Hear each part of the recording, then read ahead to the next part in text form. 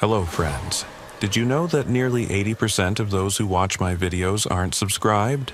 If you enjoy the content, I'd truly appreciate it if you hit that subscribe button. It helps a lot. Also, don't forget to leave a like and share your thoughts in the comments. Your interaction not only supports the channel's growth, but also helps these stories reach more people. Thank you all for being here. By the way, where are you watching from? Let me know in the comments.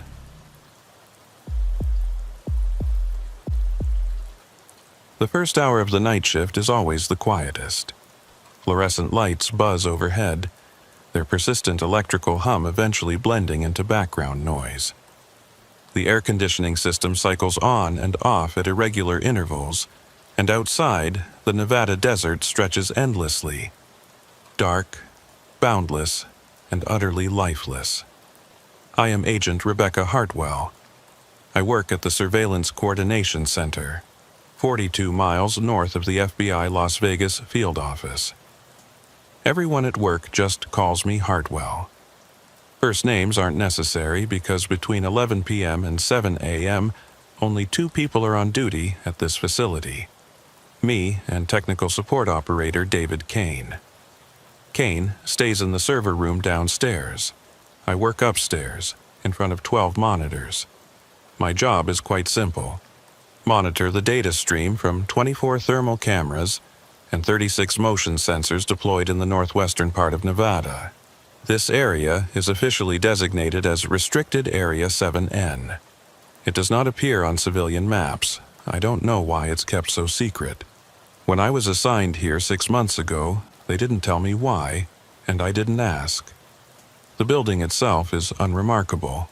Single-story concrete structure, reinforced walls, no windows except for a small one in the break room that looks out onto nothing but sand and scrub brush. During the day, you can see heat waves rising from the desert floor. At night, there's just darkness pressing against the glass like something solid. I arrived at 10:47 p.m., 13 minutes early as always. Day shift operator, Agent Marcus Webb, was already gathering his things when I walked in. Webb's been doing this job for 3 years, longer than anyone else. He's efficient, doesn't talk much, which suits me fine. Quiet night, Webb said, not looking up from the log sheet he was finishing. His voice had that flat quality people develop when they've said the same words too many times. Any activity? I asked, setting my thermos down on the desk. Black coffee, no sugar. I'd need it. Nothing. Standard readings across all sectors. He signed the bottom of the log sheet and pushed it toward me. Equipment check at 2100 hours. Everything operational. Sector 4 camera had a brief flicker around 1930 but came back online immediately. I glanced at the monitors.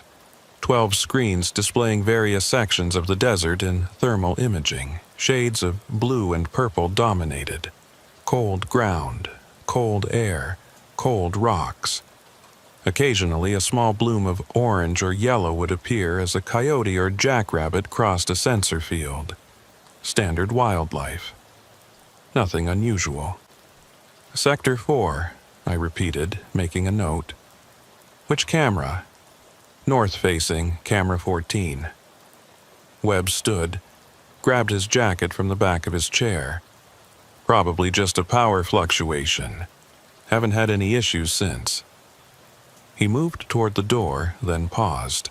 It was unusual. Webb never paused. What? I asked.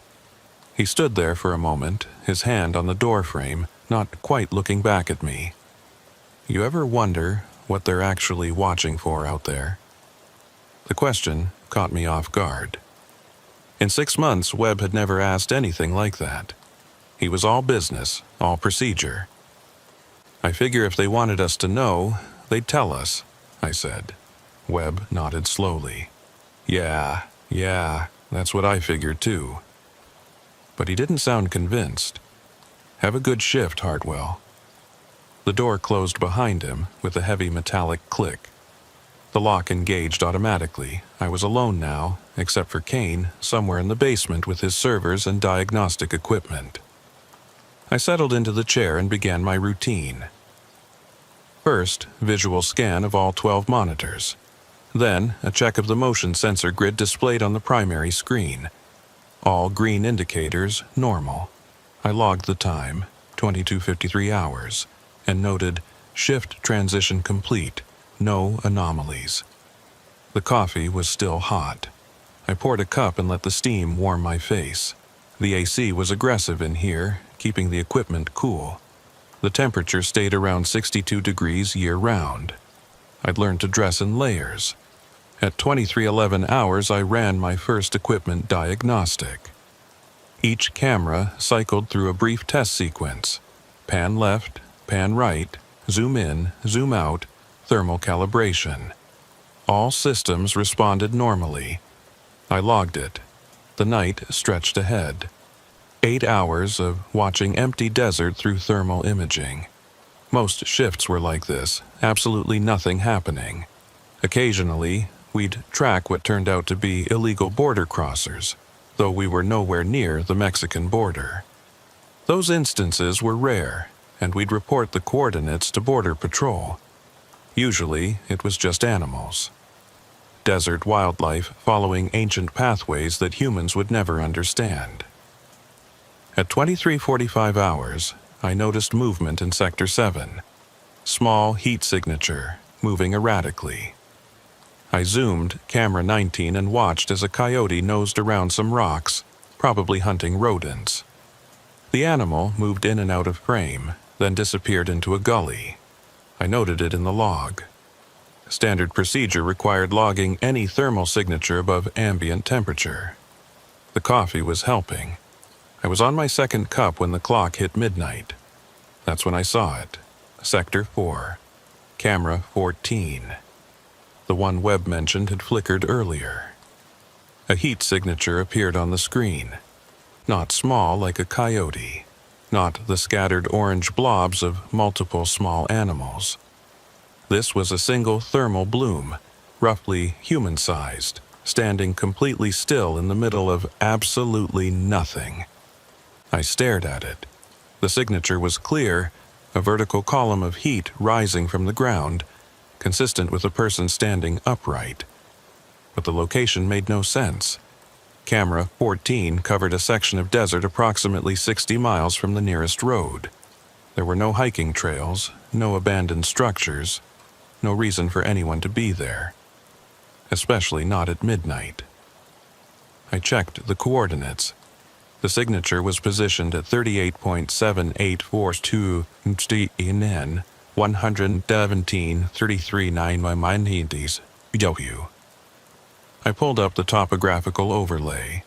Flat desert basin, no vegetation above 6 inches, no geological features except scattered rocks. Nothing that would generate a heat signature like this. I zoomed in.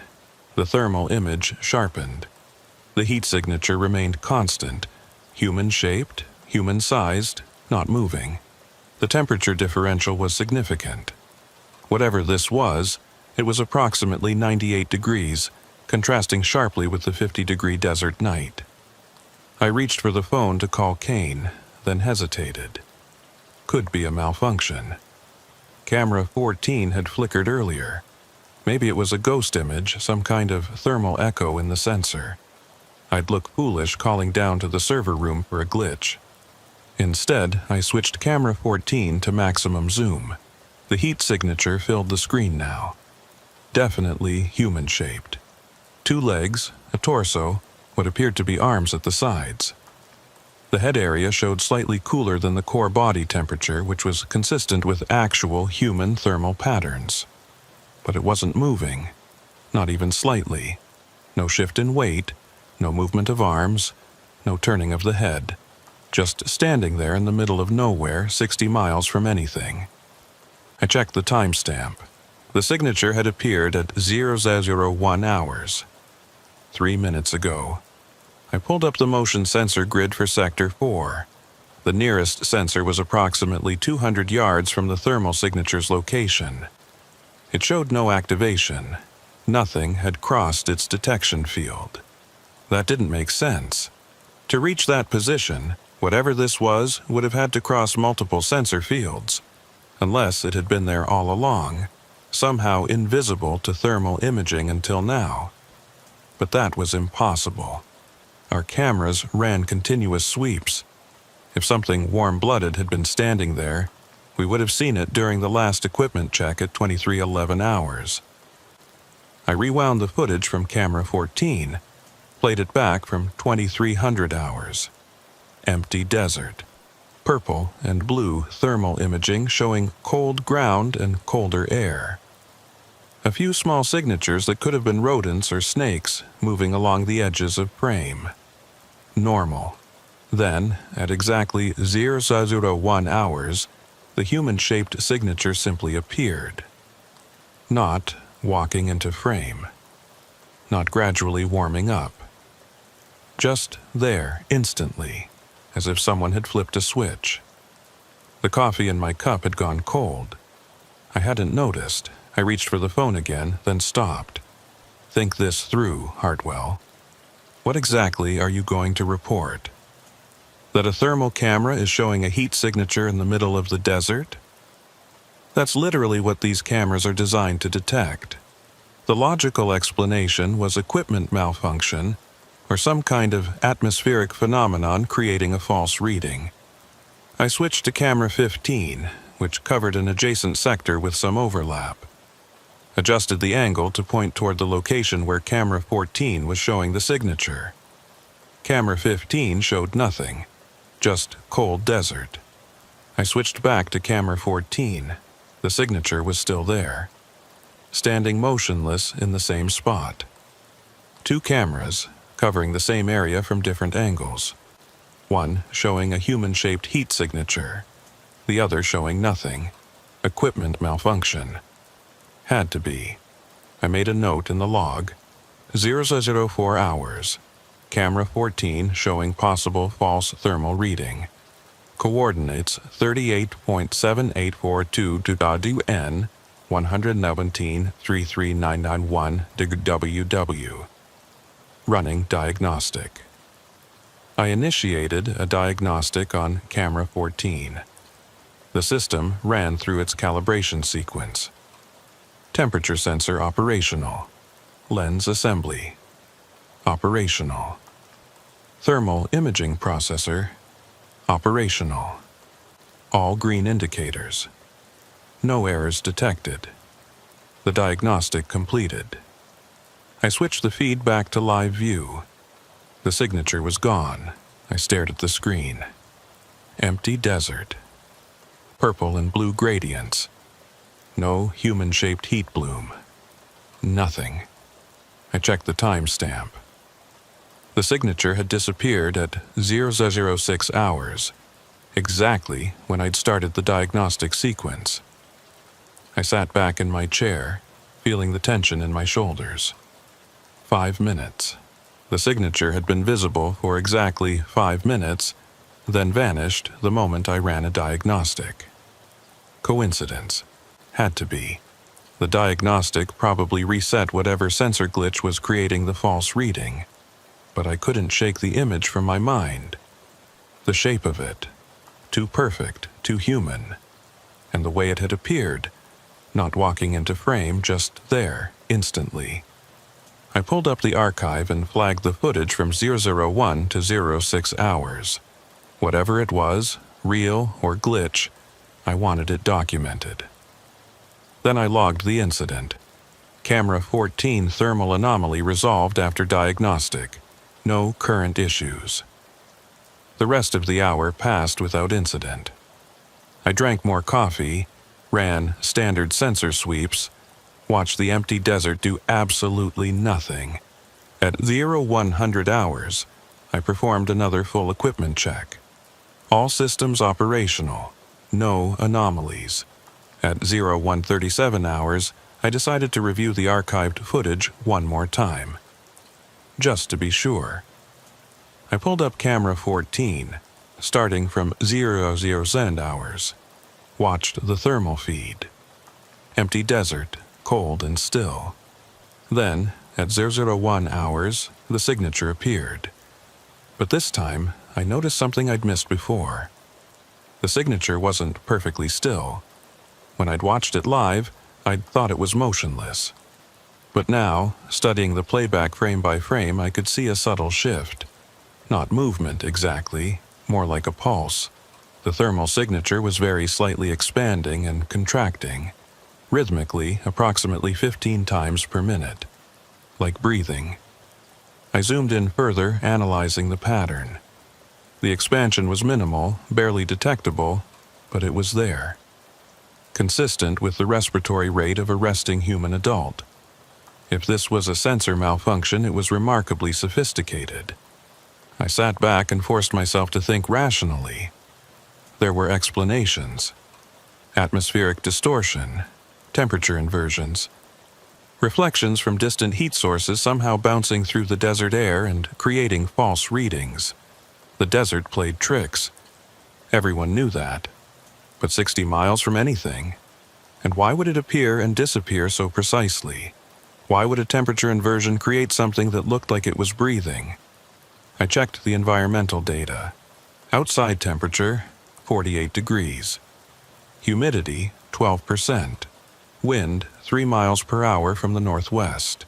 No unusual atmospheric conditions. Nothing that would explain a thermal mirage. I made another note in the log. Further review of camera 14 anomaly shows rhythmic variation consistent with respiration. Likely atmospheric phenomenon. Continuing to monitor. The words looked official enough on paper. Professional.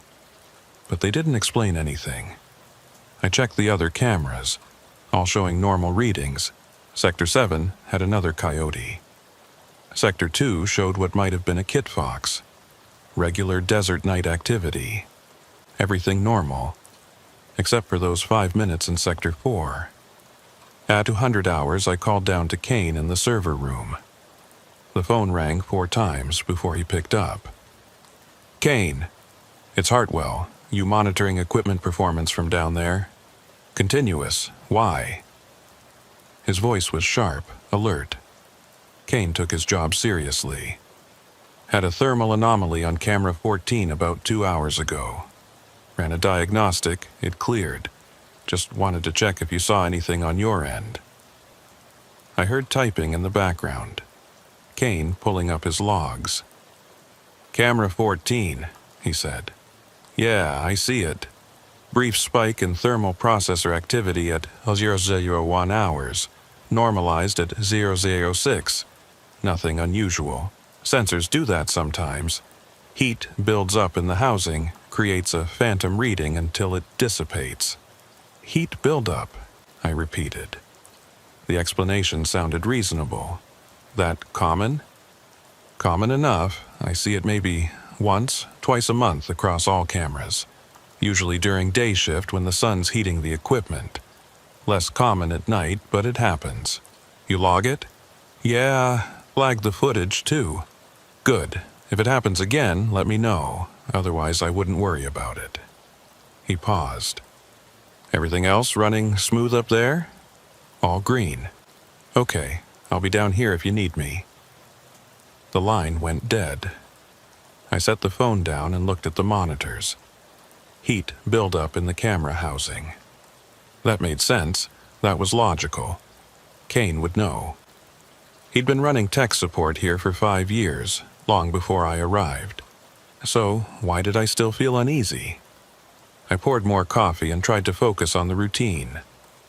Hourly equipment checks, sensor sweeps, logging activity. The night was long and there were still 6 hours left in my shift. At 02:43 hours, movement in Sector 9 caught my attention. Larger heat signature than the usual wildlife. I zoomed camera 22 and watched as a small group of feral horses moved across the basin. Beautiful animals, wild and free. Descendants of ranching stock from decades ago. I counted 6 of them, their thermal signatures bright orange against the cold desert. They moved slowly, grazing on whatever sparse vegetation they could find. I logged it, 0243 hours. 6 feral horses, Sector 9, moving northeast. Normal. Everything was normal, except my hands were shaking slightly when I wrote it down. At 0300 hours, I stood up and walked to the break room. The small window looked out onto darkness. I couldn't see anything, just my own reflection in the glass. I looked tired. 6 months of night shift will do that. I made fresh coffee and ate a protein bar that tasted like cardboard. The break room was silent except for the hum of the refrigerator. On the wall, there was a calendar from 2019, never updated. Someone had circled a date in June with red marker. No notation, no explanation, just a circle. I went back to the monitors.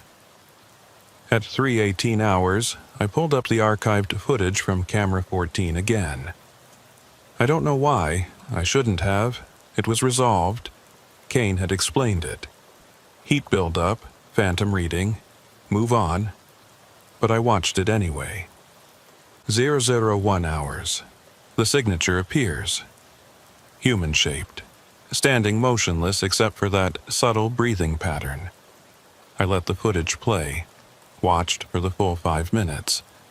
The signature just stood there, alone in the vast desert darkness, breathing. At 006 hours, it vanished. I rewound and watched again, and again. I must have watched that 5-minute sequence a dozen times, studying every frame, looking for what? I didn't know. On the 7th replay, I noticed something else. At 004 hours, 2 minutes before the signature disappeared, there was a subtle change. The heat pattern shifted slightly. Not the breathing pattern, that remained constant. This was different. The thermal image showed a brief intensification in the head region, as if whatever this was had turned to look directly at the camera. I zoomed in on those specific frames. The resolution wasn't high enough to show details, but the thermal shift was clear. The signature had turned, faced the camera, then, 2 minutes later, disappeared. My mouth was dry. I drank coffee, but it didn't help. Think rationally. Heat buildup in camera housing, phantom reading. The apparent turning was just a fluctuation in the sensor error, nothing more. But it looked deliberate. It looked like something becoming aware it was being watched. I checked the time. 3:39 hours. Still over 3 hours left in my shift. I forced myself to look away from camera 14's archive and focus on the live feeds. All quiet, all normal. The desert slept. At 0400 hours, I ran another full equipment diagnostic. Every camera, every sensor, every system, all operational, all normal. At 0427 hours, I was logging routine activity when I heard it. A sound from somewhere in the building, below me. A metallic scraping like something being dragged across concrete. I froze, listening. The sound came again, definitely from downstairs, near the server room where Kane was working. I picked up the phone and called his extension. It rang, and rang, and rang, no answer. The scraping sound continued, rhythmic, deliberate. I called again. Still, no answer. Standard protocol was to never leave the monitoring station unmanned during shift. But Kane wasn't answering his phone, and that sound... I stood up, walked to the door, unlocked it. The hallway was empty. Fluorescent lights buzzed overhead. The scraping sound had stopped. "Kane?" I called out. My voice echoed off concrete walls. No response. I walked toward the stairs that led down to the server room. Each step seemed too loud in the silence. At the top of the stairs, I stopped and listened. Nothing. Just the ambient hum of building systems. "Kane, you down there?" Still nothing. I descended the stairs slowly. The server room door was at the end of a short hallway, partially open. Light spilled out into the corridor. I approached carefully. Looked through the gap. Kane was sitting at his workstation, headphones on, focused on 3 monitors displaying system diagnostics. He was typing something, completely absorbed in his work. I knocked on the door frame. He jumped slightly and turned around, pulling off his headphones. "Jesus, Hartwell, you scared me. You didn't answer your phone." He glanced at the desk phone. "Had the headphones on, didn't hear it. Everything okay?" I heard something, scraping sound. Thought it came from down here. Kane looked confused. "Scraping? I didn't hear anything. Probably the HVAC system. These old desert facilities, they make all kinds of noises.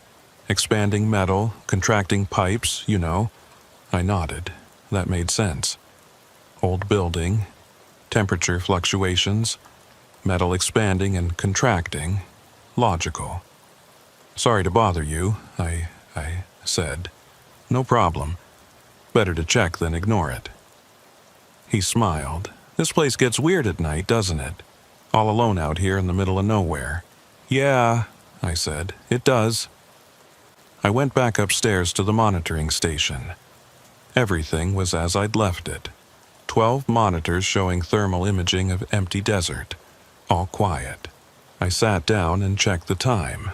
0441 hours. I pulled up camera 14. The signature was back.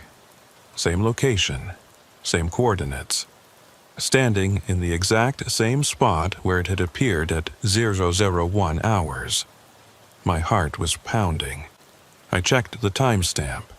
The signature had appeared at 0438 hours, while I was downstairs talking to Kane. I grabbed the phone and called down to the server room. "Kane, I need you to check camera 14 right now." "What's wrong?" "Just check it, please." I heard typing through the phone. A pause. "I'm showing normal readings," Kane said. "Thermal processor is operating within parameters, no errors. You're not seeing a heat signature at coordinates 38.7842 north, 1173391 west?" More typing. Longer pause. "No," Kane said slowly. "I'm not seeing anything unusual. What are you seeing?" I stared at the monitor. The human-shaped thermal signature stood motionless in the desert darkness. "It's there," I said. "Same signature as before, same location." "Hartwell, my systems aren't showing any anomaly. Are you sure you're not looking at archived footage?" I checked. Live feed.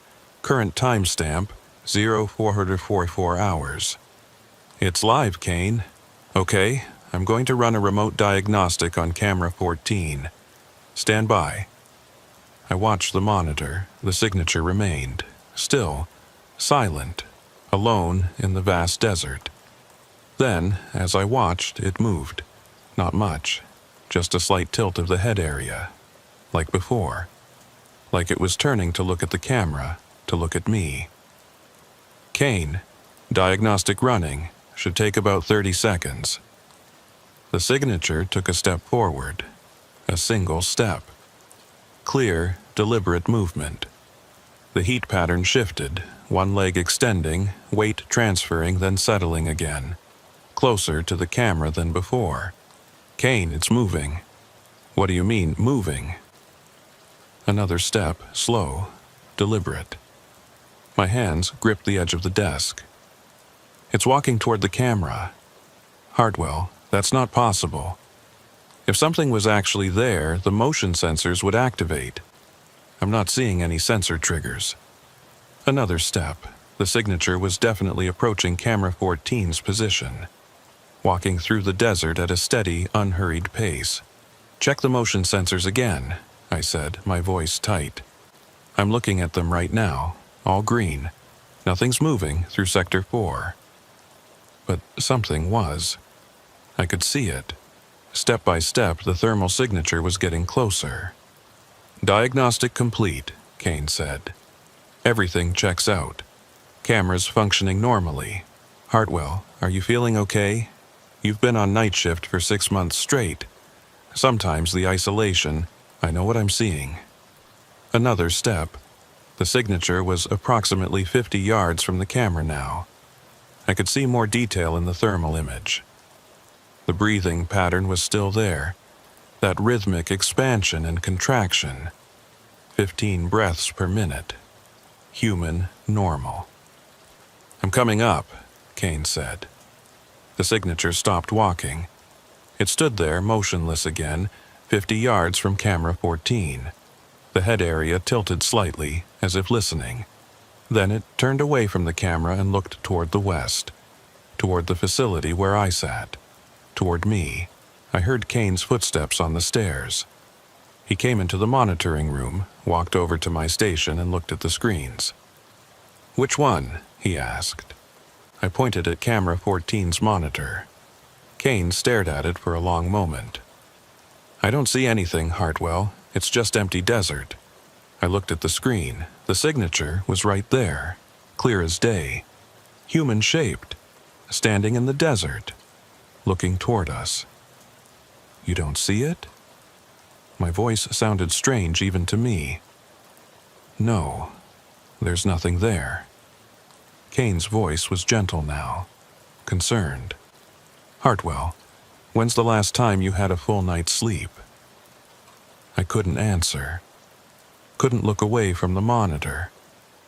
The signature raised one arm, slowly, deliberately, and pointed directly at the camera, directly at me. "Kane, please tell me you see that." He put a hand on my shoulder. "I see empty desert, that's all. Maybe you should take a break. Go outside, get some air. I'll watch the monitors." "No," I shook my head. "No, I can't leave the station." "Hartwell, protocol says monitoring station must be manned at all times during shift." My words came out fast, mechanical. "I can't leave." Kane sighed. Okay, I'll stay up here with you for a while. We'll watch together." He pulled up a chair and sat next to me. We both stared at camera 14's monitor. The signature's arm was still raised, still pointing. "How long has this shift been?" Kane asked quietly. 6 months. That's a long time out here alone. The desert does things to people, the isolation, the darkness, the absolute emptiness of it all. Human brains aren't wired for this kind of solitude. "I'm fine. Are you?" I didn't answer. We sat in silence. The monitors glowed. The fluorescent lights buzzed. Outside, the Nevada desert stretched into infinite darkness. The signature slowly lowered its arm. Then it turned and walked away from the camera. Not hurrying, just walking. Step by step. Moving back toward the coordinates where it had first appeared. I watched it go. Watched until it reached that original position and stopped. And stood there, breathing. At 05:12 hours, Kane went back downstairs to the server room. Before he left, he suggested again that I should consider requesting a transfer. Maybe day shift, maybe a different facility entirely, somewhere with windows and other people around. I told him I'd think about it, but I wouldn't, because I knew what would happen if I left. Someone else would sit in this chair, someone else would watch these monitors, and when the signature appeared again, because I knew it would, they would see it too, or they wouldn't, and I didn't know which possibility frightened me more. The rest of the shift passed in a blur. I logged routine activities, ran equipment checks, watched the thermal feeds. Everything normal, except for camera 14. The signature remained in that spot for the rest of the night, never moving, just standing there in the absolute middle of nowhere, breathing slowly, alone in the dark. At 0647 hours, I started preparing the shift transition log for Agent Marcus Webb, who would arrive in 13 minutes to begin day shift. At 06:58 hours, the signature disappeared. One moment it was there, the next moment gone. No walking away, no gradual fading.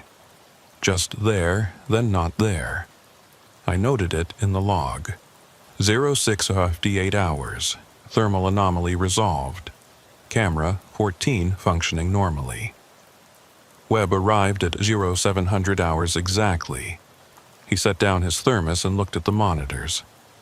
"How was it?" he asked. "Quiet," I said. He nodded and started reading through my log notes. When he reached the entry about camera 14, he paused. "Thermal anomaly," he read aloud. "Same camera that flickered yesterday." "Yeah. Did you see what I saw?" he asked quietly, not looking up from the log. My heart stopped. "What did you see?" Webb was silent for a moment. Then he said, "Heat buildup in the camera housing creates phantom readings sometimes. Kane explained it to me months ago." "Right, heat buildup." He signed the log and handed it to me. Our hands didn't quite meet. "Have a good day, Hartwell." I gathered my things and walked to the door. Paused, looked back at the monitors. All 12 screens showing empty desert and thermal imaging. Blues and purples, cold and still. "Webb? Yeah? You ever wonder what they're actually watching for out here?" He didn't answer for a long time. When he finally spoke, his voice was barely above a whisper. "Every single day." I left the facility and walked to my car in the pale, gray light of dawn. The desert stretched endlessly in all directions. Nothing but sand and scrub brush and rocks, empty, lifeless. Somewhere out there, 60 miles from anything, was a patch of ground with coordinates 38.78422 degrees N, 117.33991 degrees WW. I drove away and didn't look back. That was 6 years ago. I lasted 3 more months at the Surveillance Coordination Center before requesting a transfer. They granted it without question. I think they were expecting it. Night shift in the desert has a high turnover rate. They stationed me at the FBI field office in Reno. Records division. Day shift. Fluorescent lights and filing cabinets instead of thermal cameras and endless darkness. It should have been better, it wasn't. The transfer didn't erase what I'd seen. What I continued to see every time I closed my eyes. That human-shaped heat signature standing alone in the vast desert night. Breathing. Watching. Pointing at me. I threw myself into the work at Reno. Cataloging evidence. Organizing case files. Maintaining chains of custody. Paperwork. Endless, mind-numbing paperwork. It was exactly what I needed. Something concrete, something real, something that made sense. For 2 years, it worked. I convinced myself that Kane had been right. Isolation, darkness, the human brain creating patterns where none existed. I'd been tired, stressed. The desert had played tricks on my mind. That's what I told myself. Then, on a Tuesday in October, I was assigned to reorganize the auxiliary archive in sublevel 2. The auxiliary archive was where old case files went to die. Records from closed investigations dating back to the 1980s.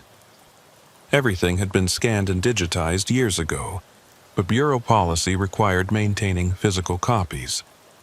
So they sat in boxes, in climate-controlled storage, gathering dust. Sublevel 2 was accessed through a service elevator at the end of the east corridor. The elevator was old, the kind with a metal gate that you had to close manually. It descended with a grinding mechanical whine that echoed in the shaft. The doors opened onto a concrete hallway lined with fluorescent lights. The ceiling was low. The air was cool and dry and smelled faintly of old paper and concrete dust. My footsteps echoed. The archive room was the third door on the left. Heavy steel door with a keycard reader. I swiped my access card and heard the magnetic lock disengage with a solid clunk. The room was larger than I expected, maybe 40 feet by 60 feet. Metal shelving units arranged in neat rows, stretching from floor to ceiling. Thousands of cardboard file boxes, each labeled with case numbers and dates. Track lighting overhead cast harsh shadows between the rows. I was alone. That was normal. Archive reorganization was a one-person job. You'd work methodically, checking each box against the inventory database, making sure everything was properly cataloged. I set up my laptop on a small desk near the door and got started. The work was tedious but straightforward. Pull a box, check the label, verify against the database, make notes of any discrepancies, replace the box, move to the next one, row by row, box by box. I'd been working for about 3 hours when I noticed something odd. A box in row 7, third shelf up. The label read, RZ7N, Surveillance Log, 1987 to 1992, Classified. RZ7N, Restricted Zone 7N. The same designation as the area I'd monitored during my time at the Surveillance Coordination Center. I pulled the box down. It was heavier than expected. I carried it to the desk and opened it. Inside were dozens of logbooks, handwritten entries, dated, signed. Surveillance reports from agents monitoring Restricted Zone 7N. The logs started in March 1987 and ended in December 1992. I flipped through them. The entries were similar to the ones I'd written during my own shift. Equipment checks, sensor readings, wildlife sightings, routine activities. Then I found an entry from September 1987. The handwriting was neat, precise. Agent John Mercer's signature at the bottom. 0:11 hours, thermal anomaly, camera 14, sector 4. Heat signature consistent with adult human, coordinates 38.7842 N, 117.391 W. Signature appeared instantaneously, no prior movement detected. Ran diagnostic. All systems operational. Signature present for 7 minutes, then disappeared. No motion sensor activation. Possible equipment malfunction. I read it again, then again, the same camera, the same coordinates, the exact same coordinates. In 1987, 20 years before my shift. My hands were shaking. I set the logbook down and looked through the others. October 1987. Agent Sarah Brennan. 02:03 hours. Thermal signature returned. Camera 14. Same coordinates as previous report. Mercer, Septis 87. Signature stationary for 12 minutes. Appeared to turn toward the camera at 02:11 hours. Disappeared at 02:15 hours. Requesting equipment replacement. November 1987. Agent Sarah Brennan again. Camera 14 replaced per request. New equipment installed 11:15-87. Thermal signature reappeared 11:23:87 at 01:56 hours. Same coordinates. This is not equipment malfunction. Requesting clarification on monitoring protocols for RZ7N. I flipped forward. December 1987, January 1988. The entries continued. Different agents, same reports. The thermal signature appeared repeatedly throughout 1988. Always camera 14. Always the same coordinates, always between midnight and 0600 hours. Some agents noted that the signature seemed to move, to walk toward the camera. One agent, someone named Miller, wrote that it had raised its arm and pointed, just like I'd seen. In April 1989, Agent Miller's entries became more erratic. His handwriting changed. The notes were shorter, more cryptic. 0238 hours, it's watching us. 0412 hours, why won't they tell us what it is? 0521 hours, I can't do this anymore. The logs from Agent Miller stopped abruptly in May 1989. The next entry was from a different agent, Patterson, who noted, Agent Miller transferred at his request, resuming standard monitoring protocols. I kept reading, through 1989 through 90. The thermal signature appeared with increasing frequency, multiple sightings per month. The reports were consistent. Always the same location, always the same behavior. And then, in August 91, something changed. Agent Patterson's entry, 0307 hours. Multiple thermal signatures, Sector 4.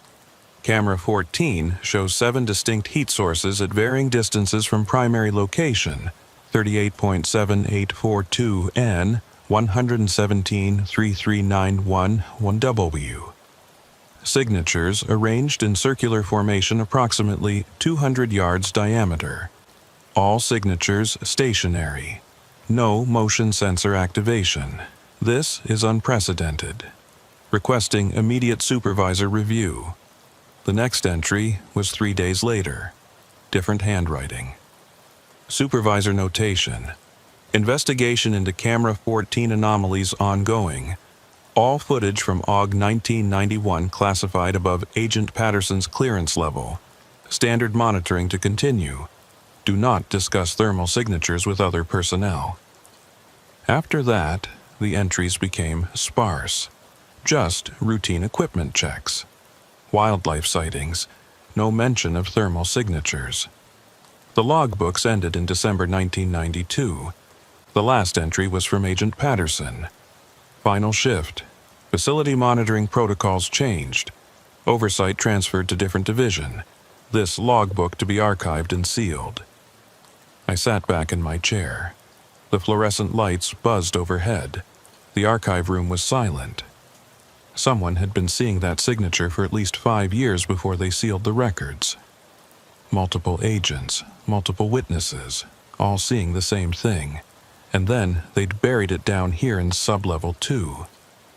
I looked at the box. There were more logbooks inside. I pulled them out, found files underneath. Printed reports, photographs. Black and white photographs of the desert at night, taken with night vision cameras. Most showed nothing unusual. Empty landscape, rocks and sand. But 3 photographs were different. They showed Camera 14's location, and in each photograph you could see them. Not thermal signatures.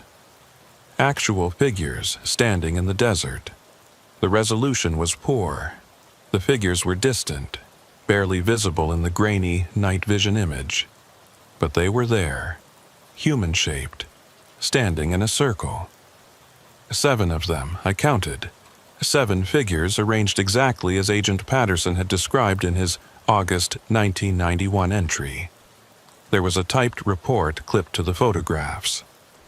The header read, "Preliminary findings, RZ7N investigation, classified." I read it. The report stated that in September 1991, a team had been dispatched to coordinates 38.7842 N, 117.391 W to investigate the recurring thermal signatures. They'd found nothing. No footprints.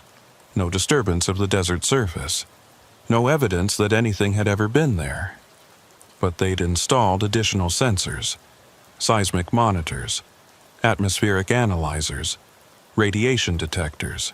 The sensors recorded anomalies, temperature fluctuations that didn't correspond to any known weather phenomenon, electromagnetic variations that couldn't be explained. The report concluded, evidence suggests phenomenon is real, but of unknown origin. Recommend continued monitoring and classification above standard clearance levels. Further investigation suspended pending review. There was a handwritten note at the bottom of the last page. I had to squint to read it. Don't send anyone else out there. We lost Martinez. No signature, no date. Just that single sentence. We lost Martinez. I looked through the rest of the box. Found a personnel file. Agent Robert Martinez assigned to RZ7N investigation team in September 1991. Status, missing. Presumed deceased. Body never recovered. The file contained a single photograph. Martinez in his FBI windbreaker standing next to a vehicle in the desert. Young guy, maybe 30. He was smiling. I put everything back in the box, carefully, exactly as I'd found it. Then I logged it in the database as verified and properly archived. I didn't tell anyone what I'd read. That night, I couldn't sleep. I kept seeing those photographs, 7 figures standing in the desert. And I kept thinking about Martinez. We lost Martinez. What did that mean? Had he disappeared while investigating the site? Had he gone out to those coordinates and never come back? I pulled up the FBI's internal database on my personal laptop, searched for Robert Martinez, found his file. It was heavily redacted. Most of the details were classified above my clearance level, but I could see the basics. Assigned to Las Vegas Field Office, 1989 to 1991. Specialty: Unexplained Phenomena Investigation. Status: Killed in action, September 24, 1991. Killed in action. Not missing. The file had been updated. There was a memorial page. Other agents had left comments over the years. Most were generic condolences. But one comment stood out. From Agent Sarah Brennan, posted in 1995. Martinez was a good man and a dedicated agent. He deserved better than being sent out there alone. We all knew something was wrong with that place. They should have listened to us.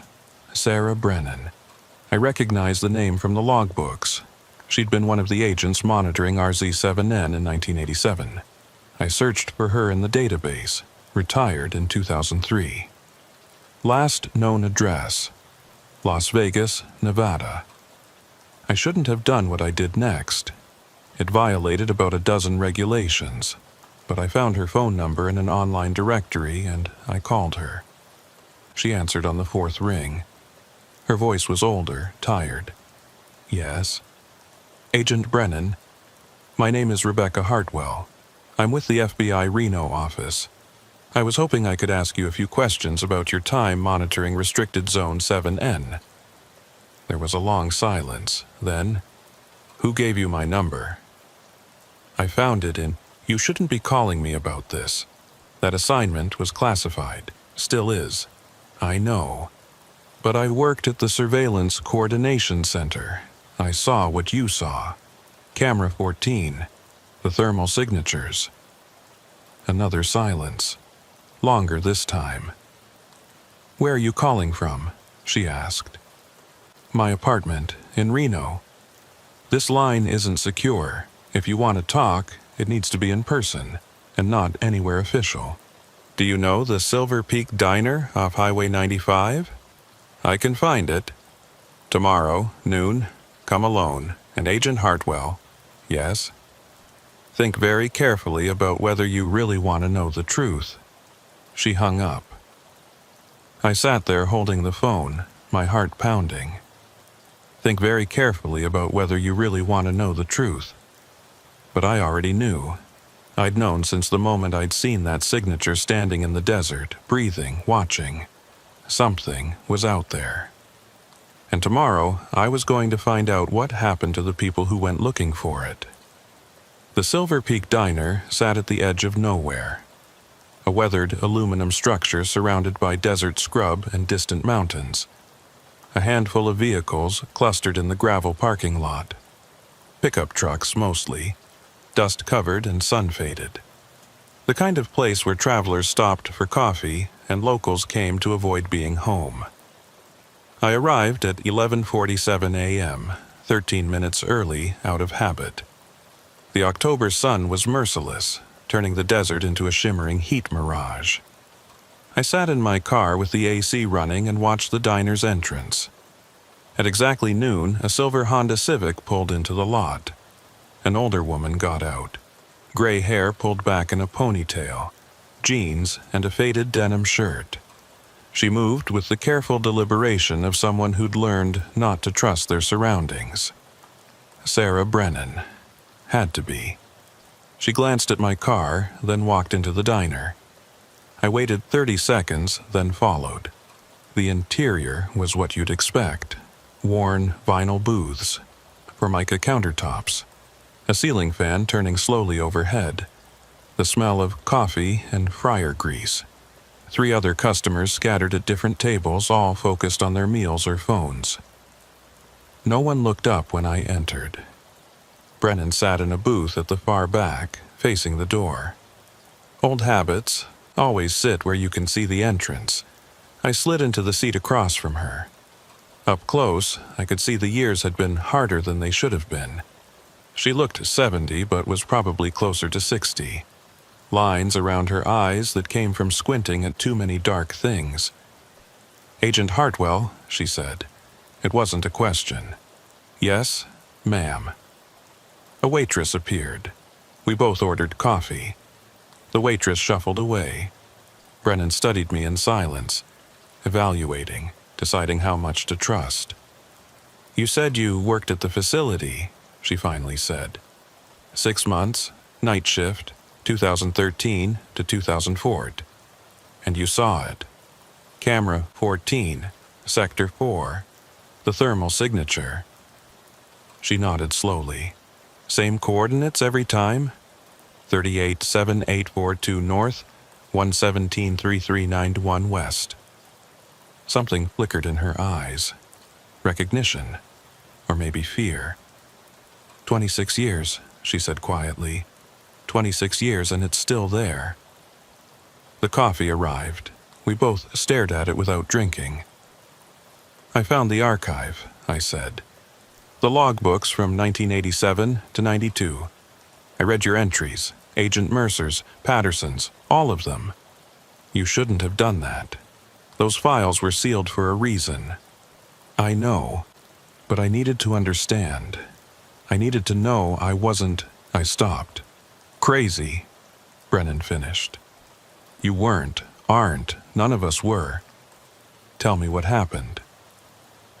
She wrapped both hands around her coffee cup like she was trying to draw warmth from it, even though the diner was stifling.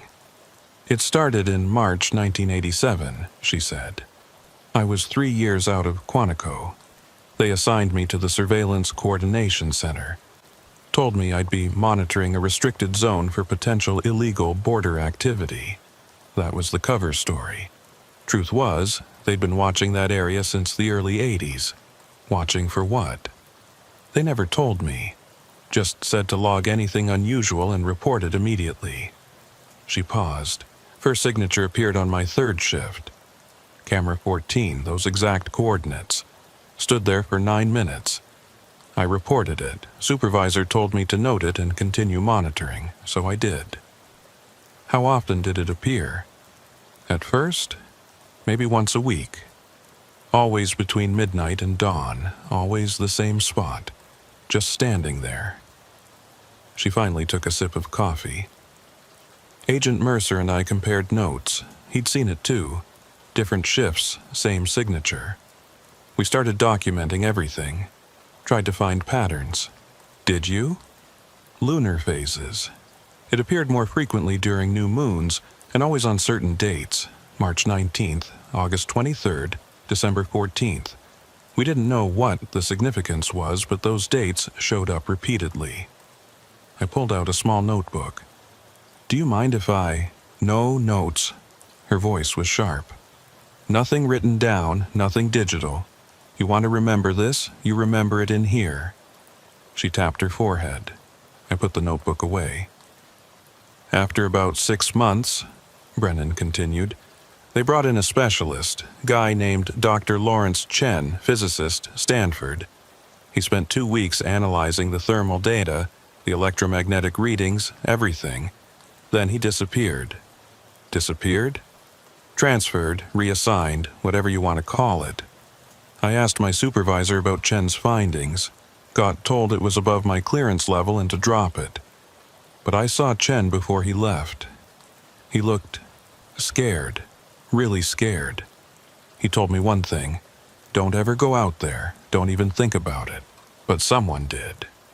Brennan's jaw tightened. "Martinez, September 1991. The signatures had started appearing in groups, 7 of them arranged in circles. Command decided they needed ground verification. Martinez volunteered." What happened to him? Official story? Vehicle accident? He drove out to the coordinates, his Jeep rolled in a gully. He died from his injuries. Body recovered 3 days later. And the unofficial story. She was quiet for a long time. When she spoke, her voice was barely audible. Patterson was monitoring the cameras that night. Martinez had a radio. He was supposed to check in every 15 minutes. First 2 check-ins were normal. Third check-in, Patterson said Martinez sounded wrong, confused. He said he'd reached the coordinates but couldn't see anything unusual. Just desert. But then he said, she stopped. What did he say? He said, they're standing right in front of me. Why can't the camera see them? Brennan's hands were shaking. Patterson told him to return to the vehicle immediately. Martinez didn't respond. Patterson called again. And again, nothing. Then, at 03:47 hours, Martinez's radio keyed on. Someone, or something, was breathing into the mic. Slow, deliberate breaths, 15 per minute. That sound continued for 7 minutes. Then the radio went dead. My mouth was dry. Did they send a recovery team? At first light, found Martinez's Jeep exactly where he'd said he was going. The vehicle was undamaged, no signs of a rollover, no blood, but Martinez was gone. They found him 2 days later, 60 miles away, in the opposite direction from the facility. Dead? Yes, but not from injuries. The autopsy report was classified, but Patterson saw it before they sealed it. Martinez died of dehydration and exposure, like he'd been walking through the desert for days. But that was impossible. He'd only been missing for 48 hours. And the condition of his body, Patterson said it looked like he'd aged 30 years. I felt cold despite the diner's heat. They shut down the investigation after that, Brennan said. Reclassified everything, new protocols. Anyone assigned to monitor RZ7N was told the signatures were equipment glitches and to stop reporting them. I lasted 3 more months before I requested a transfer. Patterson held on for another year. Most agents quit within 6 months. But they kept monitoring the zone. Of course they did. Whatever's out there, someone high up thinks it's important enough to keep watching. They just stopped trying to investigate it. Do you know what it is? Brennan looked at me with eyes that had seen too much. No, and I don't want to know, neither should you. She leaned forward. Agent Hartwell, why did you really call me? What are you planning to do? I didn't answer right away. Out the window, the desert stretched endlessly. Somewhere out there, 60 miles from anything, was a specific patch of ground where something appeared in the darkness. Something that had been appearing for at least 26 years. Something that had killed Martinez. I need to understand, I said finally. I need to know what's real. It's real, trust me, and that should be enough to make you walk away. I can't. It's like it's waiting for something, all these years, just standing there, watching. Why? What does it want? Maybe it doesn't want anything. Maybe it's just there. Some things don't have explanations, Hartwell. Some things just are. Do you really believe that? She didn't answer. Instead, she pulled a folded piece of paper from her pocket and slid it across the table. I wrote down everything I remember. Dates, details, things I never put in the official reports. If you're really going to pursue this, you should have the full picture. She stood up. But understand something. The people who tried to investigate this, Chen, Martinez, others whose names you'll never know, they either disappeared or spent the rest of their lives wishing they had. There's a reason the Bureau sealed those files. Some doors are meant to stay closed. Then why give me this? I gestured to the paper. Because I was you once, 26 years ago. and nobody told me the truth. Nobody warned me what it would cost. She pulled a $20 bill from her wallet and dropped it on the table. That should cover both of us. She walked toward the exit, then stopped and looked back. One more thing. If you do decide to go out there, and I'm begging you not to, remember what Martinez said. They're standing right in front of me. Why can't the camera see them? The cameras only show you thermal signatures, heat patterns. But what if that's not what they really are? What if the thermal image is just an echo, a shadow of something we can't actually see? What are you saying? I'm saying maybe the cameras aren't showing us what's there. Maybe they're showing us what's bleeding through from somewhere else. She left. Through the window, I watched her get in her Honda and drive away, heading south on 95 until she disappeared into the heat shimmer. I unfolded the paper she'd left. It was covered in handwritten notes, dates, times, coordinates.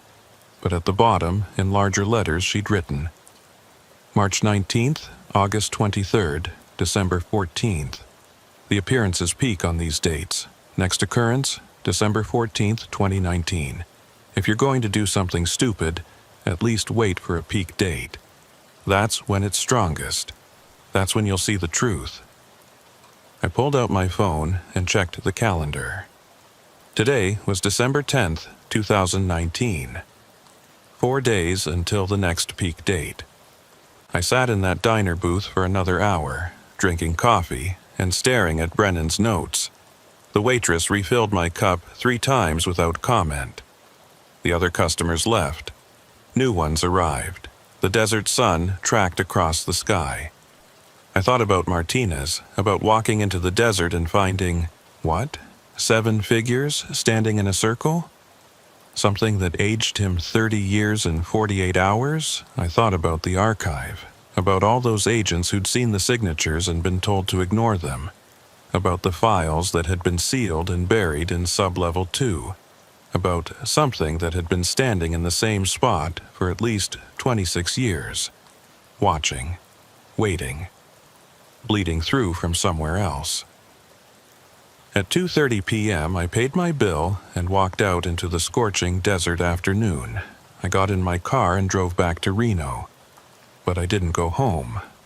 I went to the field office, told them I needed to access the auxiliary archive again.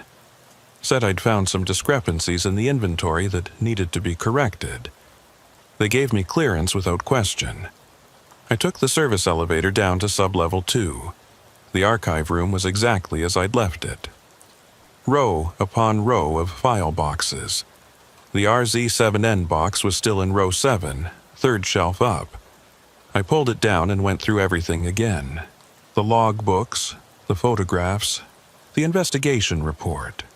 I found what I was looking for in a file I'd overlooked before.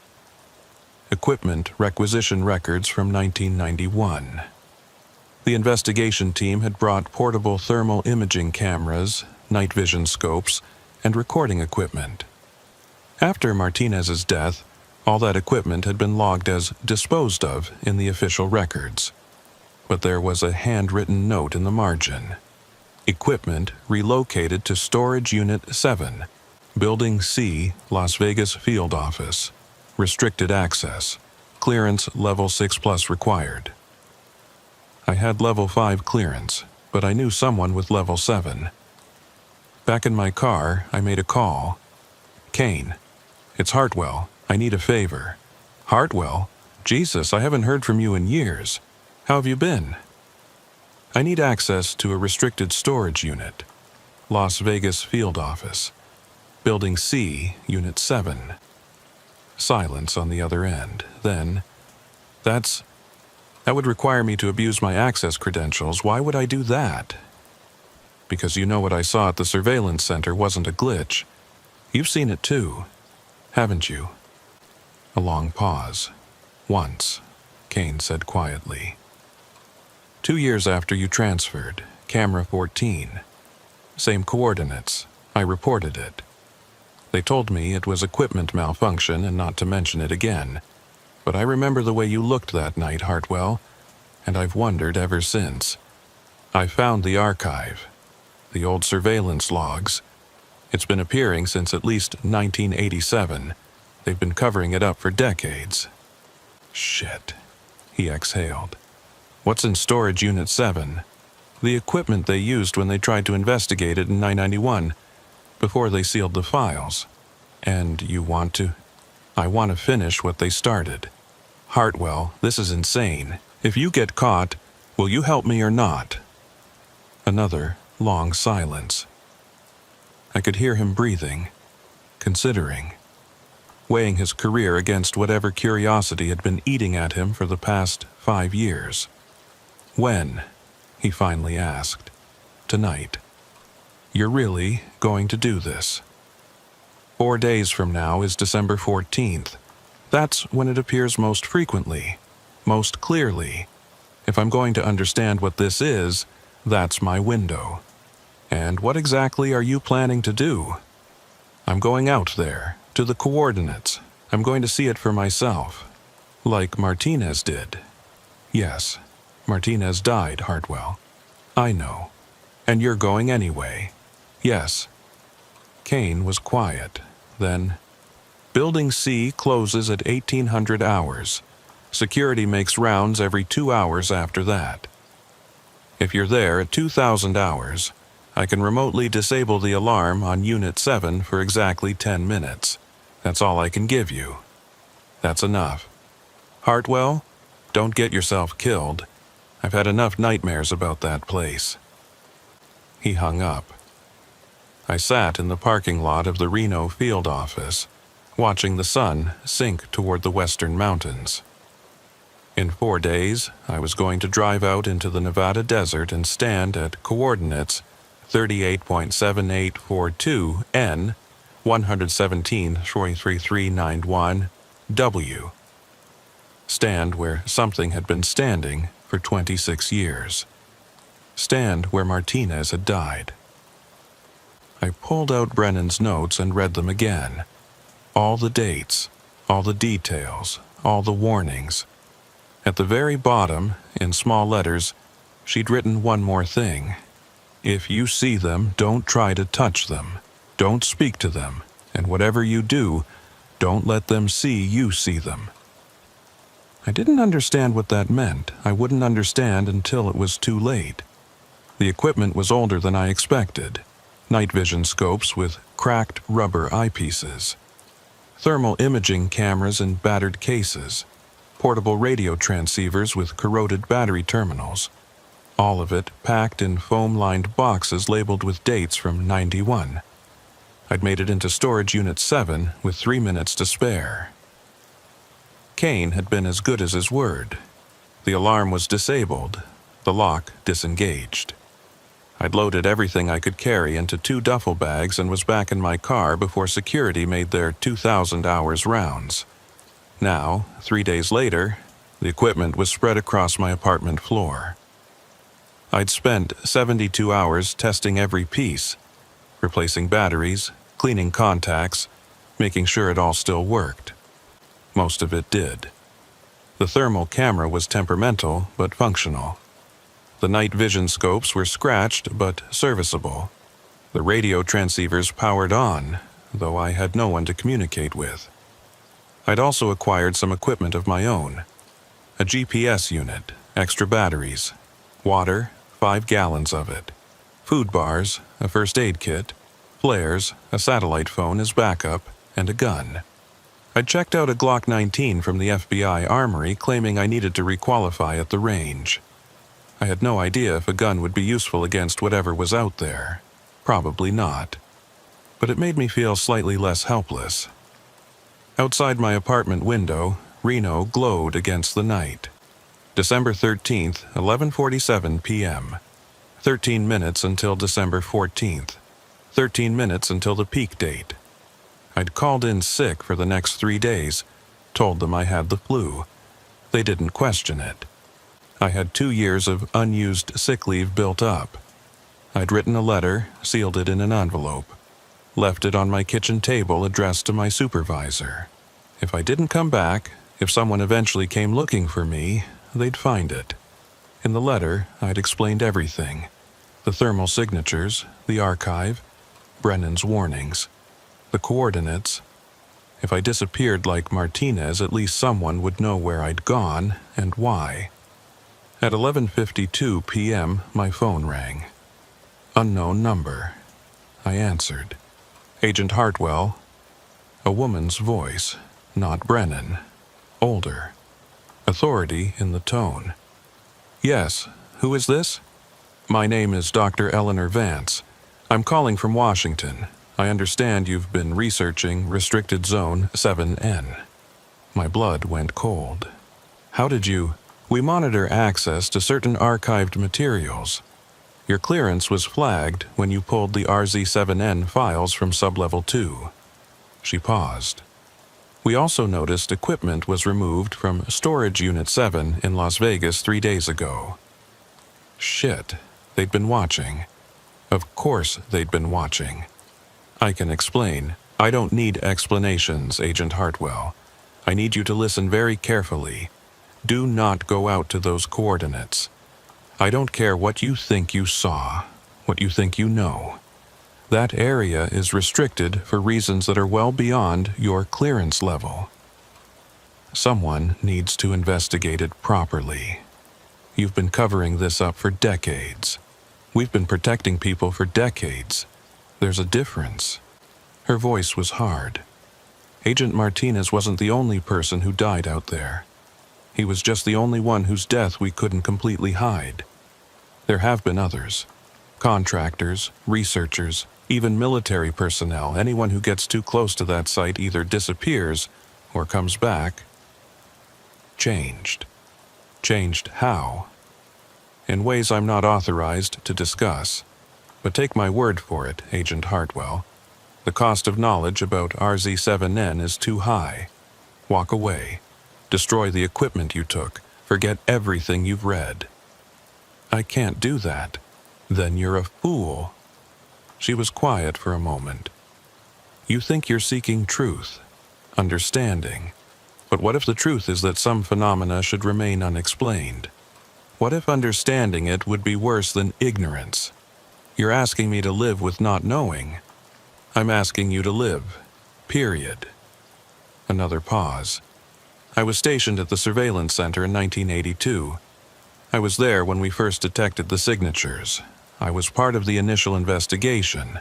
I'm one of the only people from that original team who's still alive. Do you understand what I'm telling you? I didn't answer. At 0300 hours tomorrow morning, Dr. Vance said, a security team will arrive at your apartment. They will confiscate the equipment you stole and escort you to a debriefing. You will be placed on administrative leave pending an investigation into your unauthorized access of classified materials. You will not be criminally charged, but your career with the Bureau will likely be over. That's the cost of your curiosity. Consider yourself lucky. What if I'm not there when they arrive? Then they'll find you, and the consequences will be much worse. Her voice softened slightly. Agent Hartwell, I'm trying to save your life, please. Let this go. She hung up. I stood there holding the phone. Outside, Reno sparkled in the darkness. Ordinary people living ordinary lives, unaware that 60 miles away, something impossible stood in the desert. Watching, waiting. I looked at the equipment on my floor. Looked at the gun on my table. Looked at the clock. 11:58 p.m. 2 minutes until December 14th. 3 hours until the security team arrived. I made my decision. I grabbed the duffel bags, the GPS, the water, the gun. Ran down to my car, threw everything in the trunk. I was on Highway 95, heading south toward Las Vegas by 12:03 a.m. The roads were empty. Just me and the desert darkness. My headlights carved a tunnel through the night, illuminating nothing but asphalt and sand. I drove fast, faster than I should have. If the security team realized I wasn't at my apartment, they'd start looking for me. They'd check traffic cameras, track my GPS. I had maybe a 2-hour head start. It would have to be enough. At 1:47 a.m., I turned off Highway 95 onto a dirt access road. No signs, no markings. Just a gap in the scrub brush that I'd identified using satellite imagery. The road, if you could call it that, was rough. My sedan wasn't built for this terrain. The suspension groaned. Rocks pinged against the undercarriage. I kept going. According to my GPS, the coordinates were 17 miles from the highway. I'd covered 9 miles when the road simply ended. Beyond this point, it was pure desert. Impassable for a vehicle. I'd have to walk the last 8 miles. I parked, killed the engine, and sat in the darkness. 2:23 a.m. Outside, the desert was absolutely silent. No wind, no animals, nothing. I grabbed one duffel bag, couldn't carry both. I'd take the thermal camera, one night vision scope, the radio, water, and the gun. The rest would stay in the car. Before I got out, I used the satellite phone to send a single text message to Kane. If you don't hear from me by noon, check coordinates 38.7842 N 117.3391 W and tell them everything. I didn't wait for a reply. I shouldered the bag and stepped out into the desert night. The temperature had dropped, maybe 40 degrees. My breath misted in the air. Above me, stars filled the sky. Thousands of them. Impossibly bright out here away from any light pollution. The Milky Way stretched across the darkness like a wound. I activated the GPS and started walking. The desert floor was rough. Rocks and sand and patches of hardy scrub brush that grabbed at my ankles. I used a flashlight to pick my way forward, moving as quickly as I dared. 1 mile, 2 miles, 3. My watch read 3:41 a.m., 4 miles. I stopped to drink water. Checked the GPS. 4 miles to go. I was making good time. That's when I noticed the silence. It wasn't just quiet, it was utterly soundless. Not even the scuff of my own footsteps seemed to carry. The desert had swallowed all sound. I turned on the thermal camera, let it warm up for a minute, then scanned the area ahead. Empty, just the cold, blue-purple gradient of lifeless desert. I kept walking. 5 miles. 3:58 a.m., 6 miles. The stars were starting to fade. Dawn was still hours away, but something about the darkness felt different, thinner, like the night itself was growing transparent. 7 miles. 4:23 a.m. I stopped, checked the GPS, 1 mile to the coordinates. I pulled out the night vision scope, scanned the horizon. Nothing. Just desert stretching endlessly in all directions. I checked the thermal camera again. And there it was, a heat signature, human-shaped, standing motionless approximately half a mile ahead, exactly where it should be. My hands were shaking. I steadied the camera, zoomed in. The signature was clear, perfect. A vertical column of heat rising from the desert floor. The breathing pattern was visible, that slow, rhythmic expansion and contraction, 15 breaths per minute. I was close enough now that I should be able to see it with the naked eye. But when I looked up from the camera, there was nothing there. Just empty darkness. Brennan's words echoed in my mind. What if the thermal image is just an echo, a shadow of something we can't actually see? I kept walking. Slower now. Every sense alert. Half a mile became a quarter mile. Quarter mile became 800 feet. I stopped at 600 feet. Close enough to see clearly with the thermal camera. Not so close that I couldn't run if I needed to. I set up position behind a cluster of rocks. Unpacked the equipment. Thermal camera on a small tripod. Night vision scope. radio. Gun within easy reach. I looked through the thermal camera. The signature stood perfectly still. Same posture it always had on the surveillance feeds. Upright. Human proportioned. Not moving except for that subtle breathing pattern. But now I was close enough to see details the surveillance center's cameras couldn't capture. The heat pattern wasn't uniform. There were variations. Cooler areas that could have been clothing. Warmer concentrations in the core and head regions. It looked exactly like a thermal image of a living person. I switched to the night vision scope. Nothing. Just empty desert. I looked with my naked eyes. Still nothing. But the thermal camera showed it standing right there, clear as day. My heart was hammering.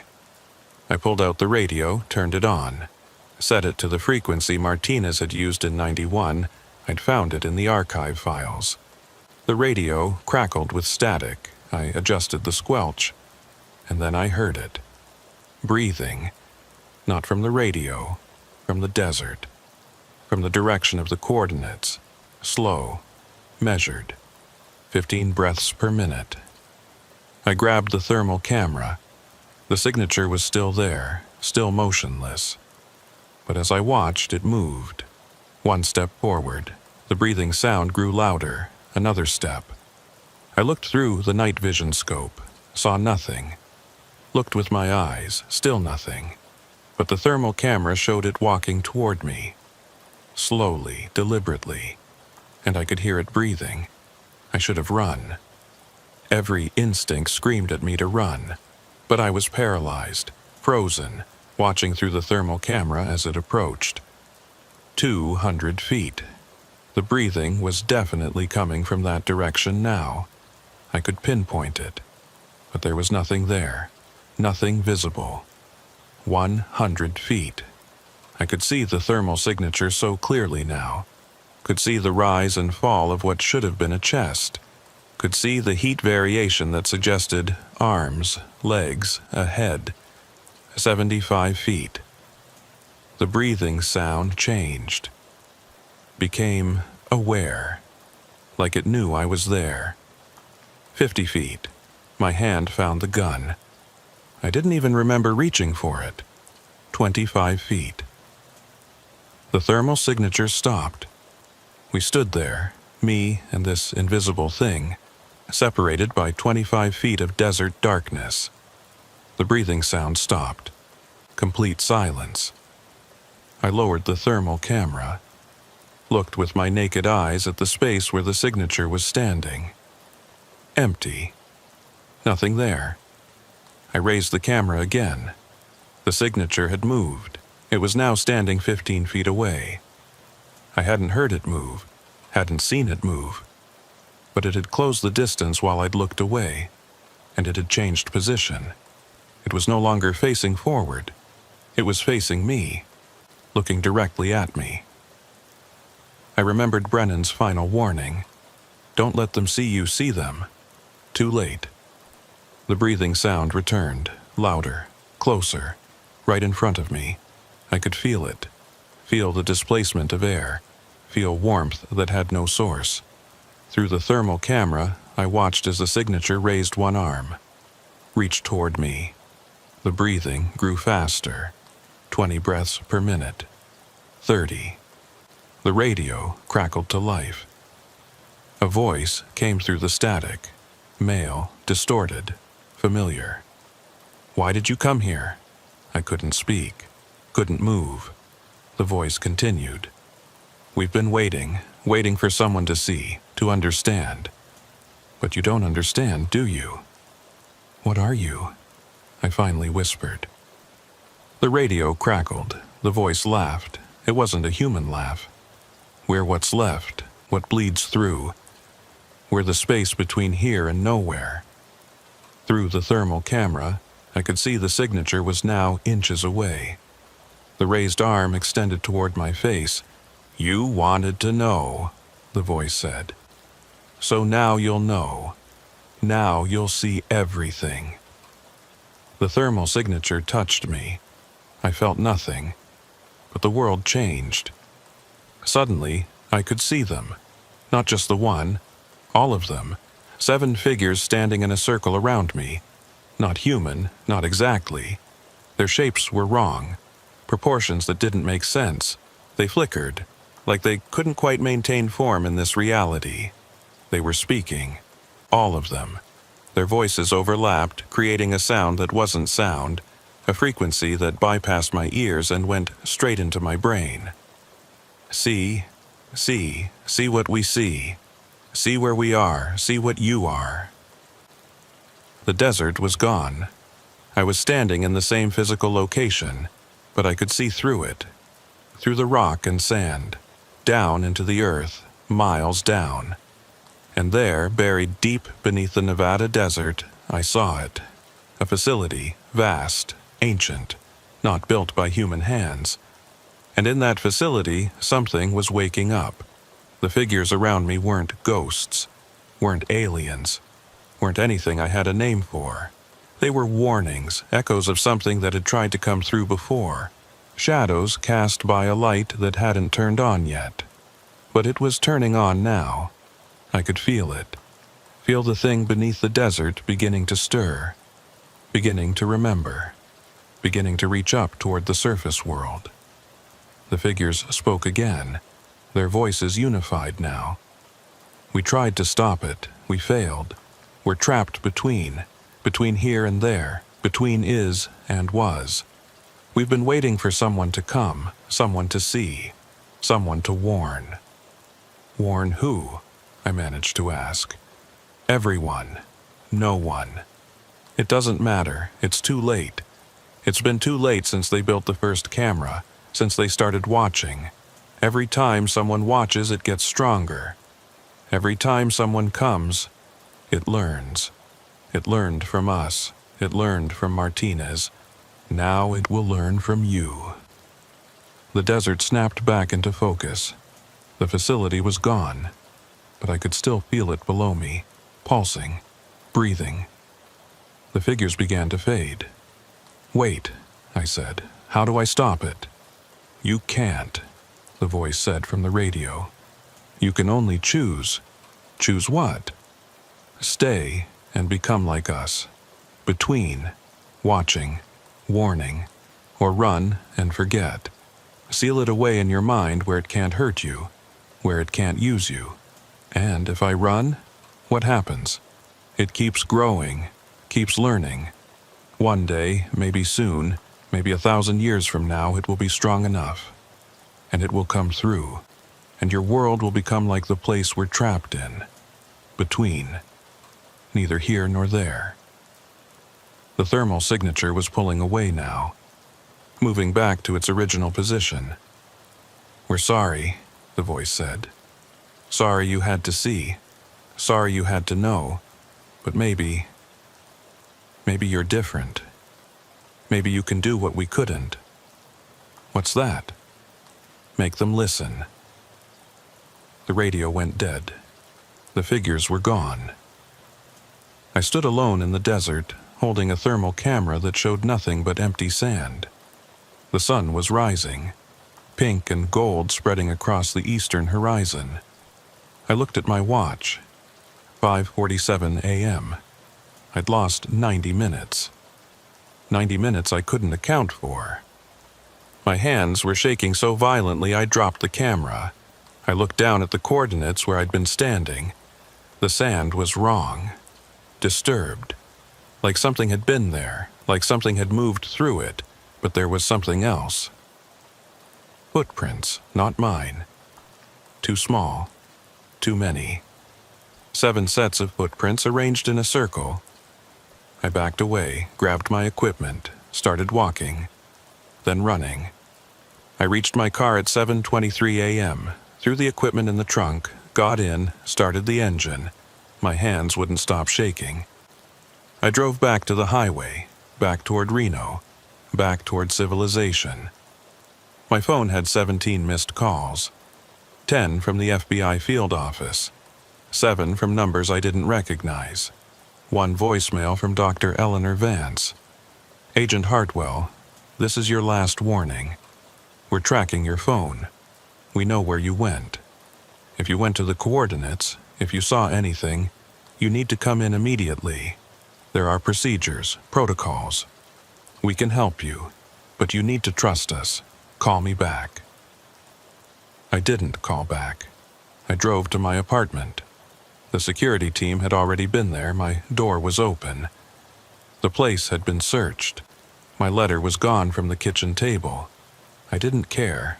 I packed a bag, essentials only, left my FBI credentials on the counter, left my gun, left everything that connected me to the bureau. I got back in my car and drove. I'm still driving. That was 6 years ago. I don't know where I am anymore, somewhere in the Midwest. I've been moving constantly, never staying in one place longer than a few weeks. I tried to forget. I tried to seal it away like the voice had said, but I can't. Because I still see them, not with thermal cameras, with my naked eyes. They're everywhere. Standing on street corners, in parking lots, in the backgrounds of photographs. 7 figures flickering, trapped between. And sometimes, late at night, I hear the breathing. 15 breaths per minute. I tried to warn people. I went to the media, to scientists, to anyone who would listen. No one believed me. Some thought I was crazy. Others thought it was a hoax. The FBI officially listed me as having had a mental breakdown. Dr. Vance gave interviews explaining that extended isolation at remote facilities can cause psychological stress. They painted me as a cautionary tale, but I know the truth. Something is underneath the Nevada desert. Something old. Something vast. Something that's been waiting for a very long time. And it's getting stronger. I can feel it every day, like a pressure building. Like something pressing against the thin membrane between this world and somewhere else. The cameras are still watching. New agents are working the night shift at the Surveillance Coordination Center. Seeing the thermal signatures, reporting them, being told they're glitches. Each time someone watches, it learns a little more. Each time someone goes to those coordinates, it grows a little stronger. Martinez was the first. I was the second. But I won't be the last. Eventually, someone else will find the archive. Someone else will read the logs. Someone else will decide they need to understand. And when they do, when they stand at coordinates 38.7842N, 117.3391W, and see what I saw, they'll have the same choice I had. Stay and become a warning. Or run and live with the knowledge. I chose to run, but I'm still there, part of me. Trapped in that moment when I could see through the desert, down into the impossible facility beneath. I still see it sometimes, late at night, when I close my eyes. The thing in the dark. Waiting. Growing. Learning. One day, it won't need cameras to watch us. It won't need us to come to it. It will be strong enough to come to us. And on that day, the 7 figures will finally be free from the space between, because we'll all be trapped there with them. I'm writing this in a motel room in Nebraska.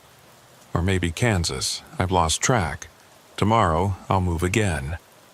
Keep running, keep trying to warn people who won't listen. But if you're reading this, if somehow this account finds its way to you, I need you to understand something. If you work for the FBI, if you're ever assigned to monitor Restricted Zone 7N, if you ever see a thermal signature at coordinates 38.7842N 117.3391W, don't investigate. Don't go there. Don't try to understand. Some things should remain unexplained. Some doors should stay closed.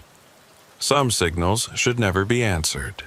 I answered, and now I'll spend the rest of my life listening to the breathing. 15 breaths per minute. Always 15.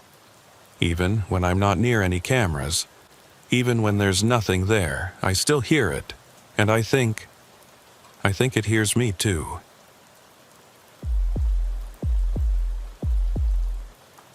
The elevator descends with a mechanical groan that echoes up the shaft.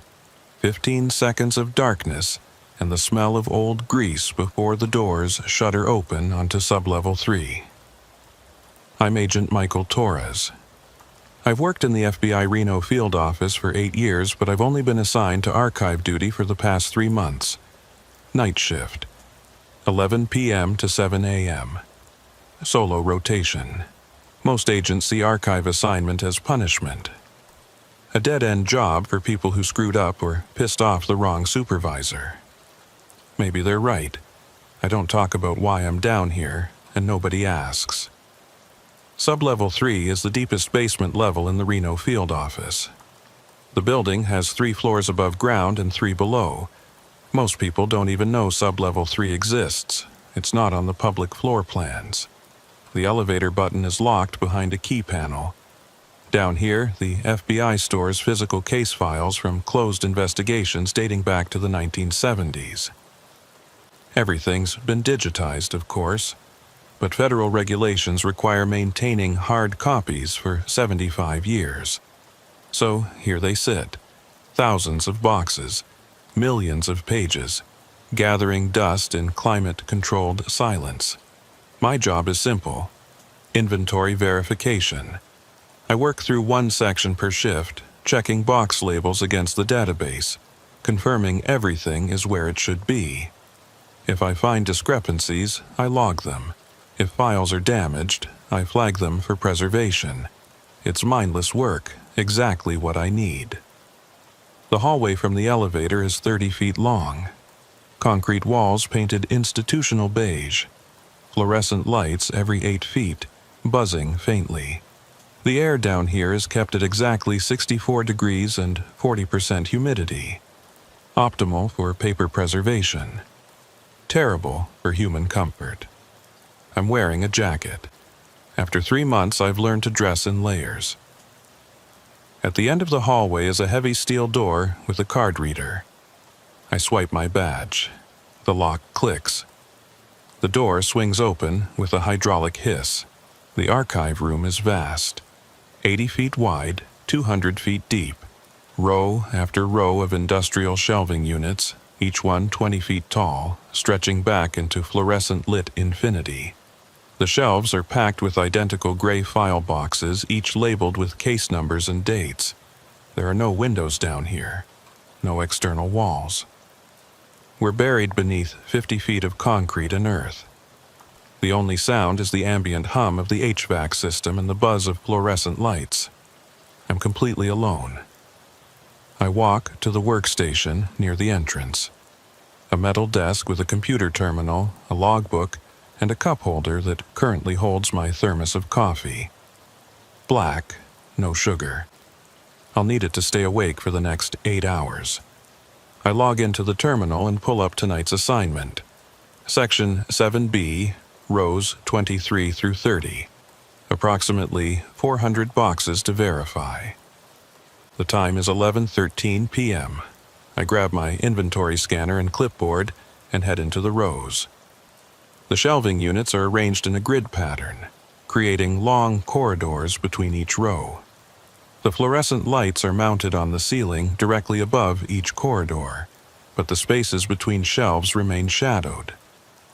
When you're standing in one of these corridors, you can see about 60 feet in either direction before the perspective narrows to darkness.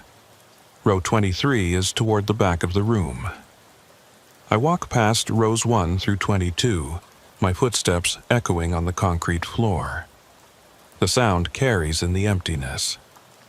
Each step seems too loud. I reach row 23 and start scanning. Box 23-001. Case file, 1978 LV3847. Verified. Box 23002. Case file, 1978 LV3851. Verified. Box 23003. Case file, 1978 LV3852. Verified. The work is rhythmic. Scan the barcode. Check the screen. Confirm the label matches the database. Move to the next box.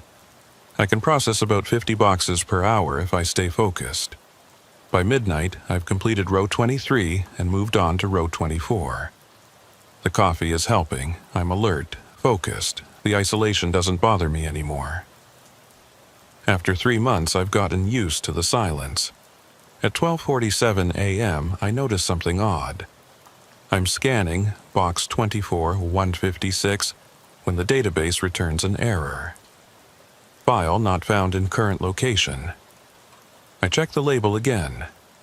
Case file 1979 SF4821. The barcode scans correctly, but according to the database, this box should be in row 31, not row 24. I make a note on my clipboard. Misfiled box. Happens sometimes. Previous shift worker probably grabbed the wrong box when retrieving something and put it back in the wrong spot. I'll move it to the correct location during my rounds. I continue scanning. At 1:15 a.m., I find another misfiled box. This one should be in row 18. At 1:33 a.m., another. Should be in row 9. 3 misfiled boxes in less than an hour. That's unusual. The archive system is pretty tight. Most shifts I might find 1 misfiled box, if that. I log all 3 in the discrepancy report and keep working. By 2 a.m., I've completed rows 24 and 25. I take a break, walking back to the workstation to refill my coffee and update the log. The archive room is exactly as I left it. Rows of shelves, boxes in perfect alignment. Silence. I sit at the desk and type up my progress notes. 3 misfiled boxes found and logged. Otherwise, no issues. I'll relocate them after I finish the full section scan. I drain my coffee cup and stand up to head back to row 26. That's when I hear it. A soft scraping sound, like cardboard sliding against metal. I stop, listen. The sound comes again. Definitely from inside the archive room. Somewhere among the rows. I walk slowly toward the sound. It seems to be coming from the left side of the room. Maybe row 10 or 11. I reach row 10 and look down the corridor between the shelves. Nothing. Just boxes lined up neatly on both sides. The scraping sound has stopped. I stand there for a moment listening. The HVAC hums. The lights buzz. Nothing else. Must have been the building settling. Old structures make noise, especially at night when the temperature drops and metal contracts. I go back to row 26 and continue scanning. At 2:34 a.m., I find another misfiled box. At 2:51 a.m., 2 more. At 3:08 a.m., 3 more. That's 9 misfiled boxes in total, all found in rows 23 through 26. All supposed to be in completely different sections of the archive. This isn't random. Something's wrong. I return to the workstation and pull up the access logs. According to the database, I'm the only person who's been in the archive room for the past 72 hours. The day shift worker before me logged out at 11:02 p.m. 3 days ago. Nobody else has swiped in since then. So, who's been moving these boxes? I look at the timestamps for when each misfiled box was last scanned in its correct location. The most recent was box 24-156, which was verified in row 31 exactly 6 days ago during regular inventory. 6 days ago, before I started my shift tonight. But it's in row 24 now. I sit back in my chair and think. There are a few possibilities. 1. The previous shift worker moved boxes and didn't log it properly. 2. There's a glitch in the database causing incorrect location data. 3. Someone accessed the archive room without swiping their badge, which shouldn't be possible given the security locks. None of these explanations feel right. I decide to physically verify one of the misfiled boxes. I grab box 24-156 and carry it to row 31, where it's supposed to be located. I find the spot. There's a gap on the shelf. Box 31-156 is missing. and in its place is exactly where box 24 to 156 should fit. So the boxes were definitely moved, physically moved from their correct locations to incorrect ones. But by who? I placed box 24 to 156 back in its correct spot on row 31. Then I walked to row 24 to see what should actually be in the position where I found the misfiled box. The spot is empty. No box at all. I checked the database. Box 24-156, the one that should have been here, is listed as Case File 1979 LV4156, which I haven't scanned yet tonight. I search the surrounding boxes.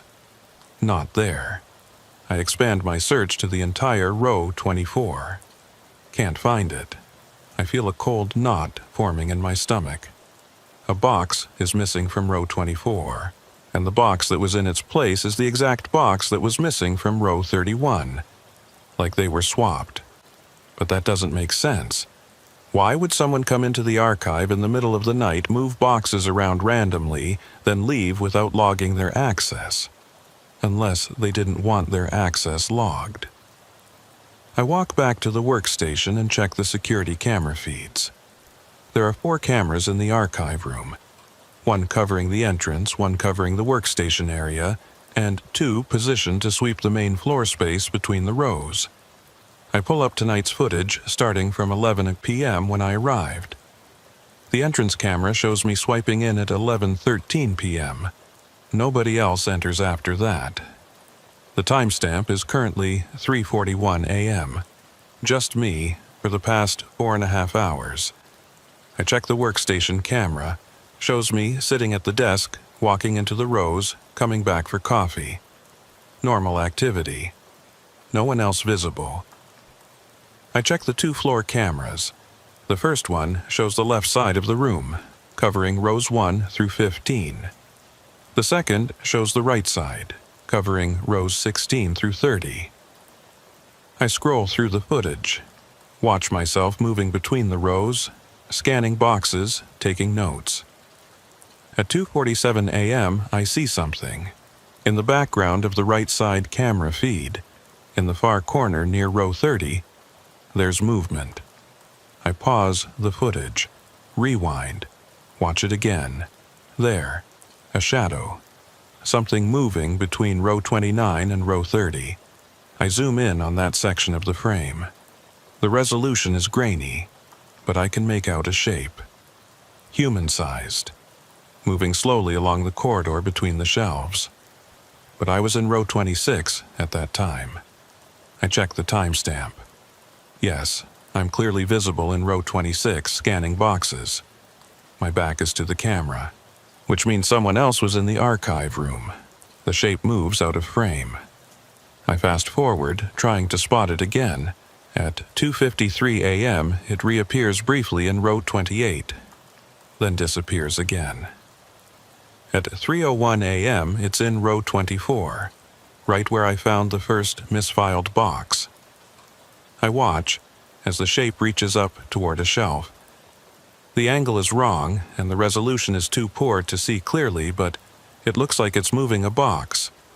Then it walks away, out of frame. I scan through the rest of the footage. The shape doesn't reappear. My heart is pounding. I stand up and look out at the archive room. Rows of shelves stretching back into fluorescent-lit distance. Silent, still. Someone was in here with me, moving boxes while I was working in a different section. Someone who didn't swipe their badge to enter, which means they were already inside when I arrived. Which means they've been hiding in here for at least 4 hours. I reach for my phone to call security, then stop. If someone's hiding in here, calling security might spook them. They could destroy evidence or attack before help arrives. The response time from the security office on the ground floor is at least 5 minutes. Probably longer at this hour. I'm alone down here. The elevator is the only exit, and to reach it, I'd have to cross the entire archive room to get to the entrance. Whoever this is, they're somewhere in the rows, between me and the only way out. I sit back down slowly, Try to think. Option 1. Run for the elevator. Risk whoever this is catching me before I can escape. Option 2. Confront them. But I'm not armed. Archive duty doesn't require carrying a weapon. Option 3. Call security and hope they arrive before anything happens. I pick up the desk phone, dial security. It rings once, twice, 3 times. No answer. I hang up and try again. Still no answer. That's wrong. Security desk is manned 24 hours. Someone should always answer. I try my cell phone instead. Dial the security extension. The call won't go through.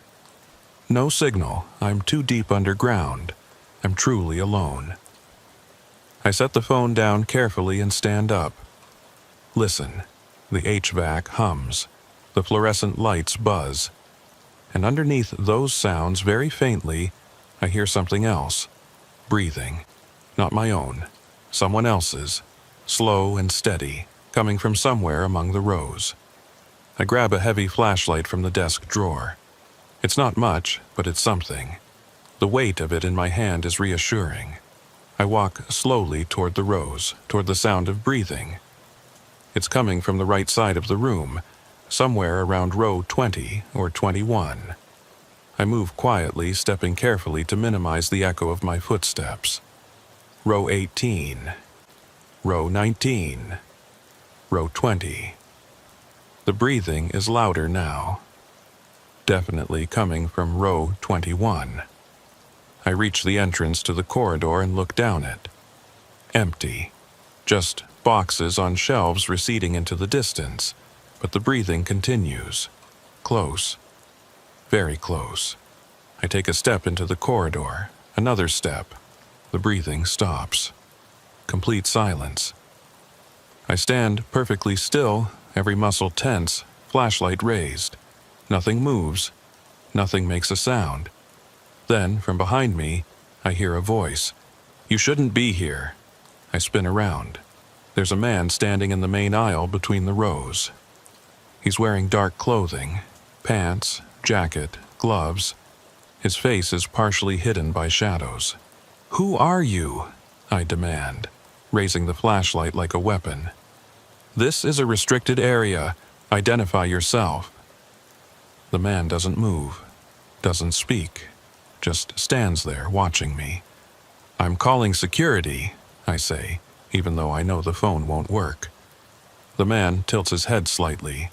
"The security line doesn't work down here after midnight. You should know that." His voice is flat, emotionless, like he's stating a fact rather than making a threat.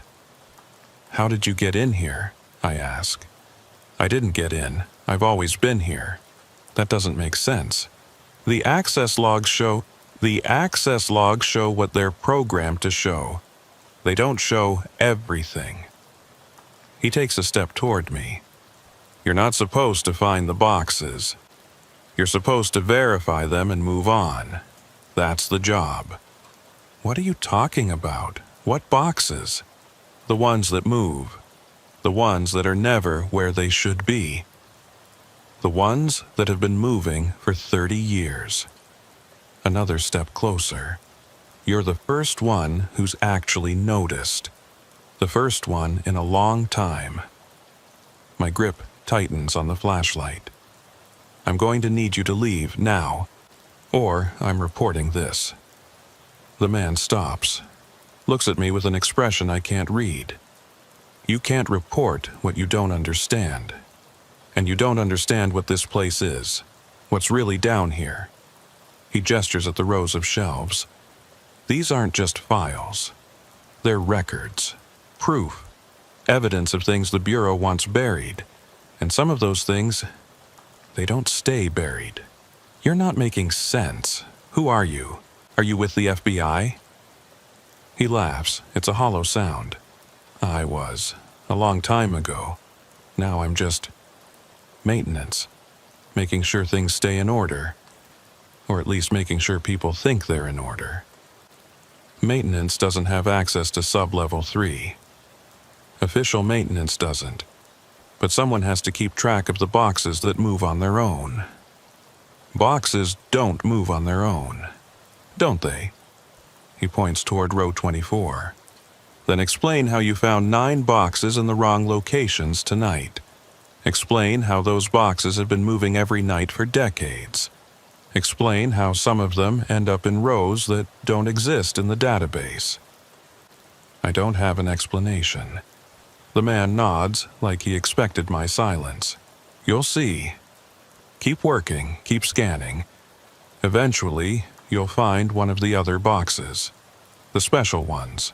The ones that aren't supposed to exist at all. What are you talking about? The archive isn't just storage, Torres. It's containment. Some of these files, they're not just records of investigations. They're the investigations themselves, still active, still dangerous, still waiting. He turns and walks toward row 30. I follow him, but by the time I round the corner, he's gone. I run down the corridor, checking each cross aisle. No sign of him. I reach the end of the row and look in every direction.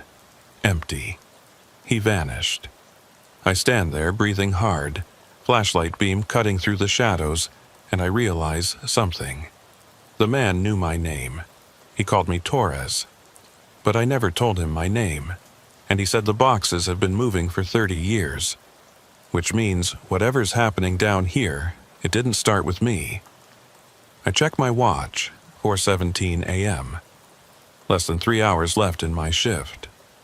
I go back to the workstation and sit down. My hands are shaking.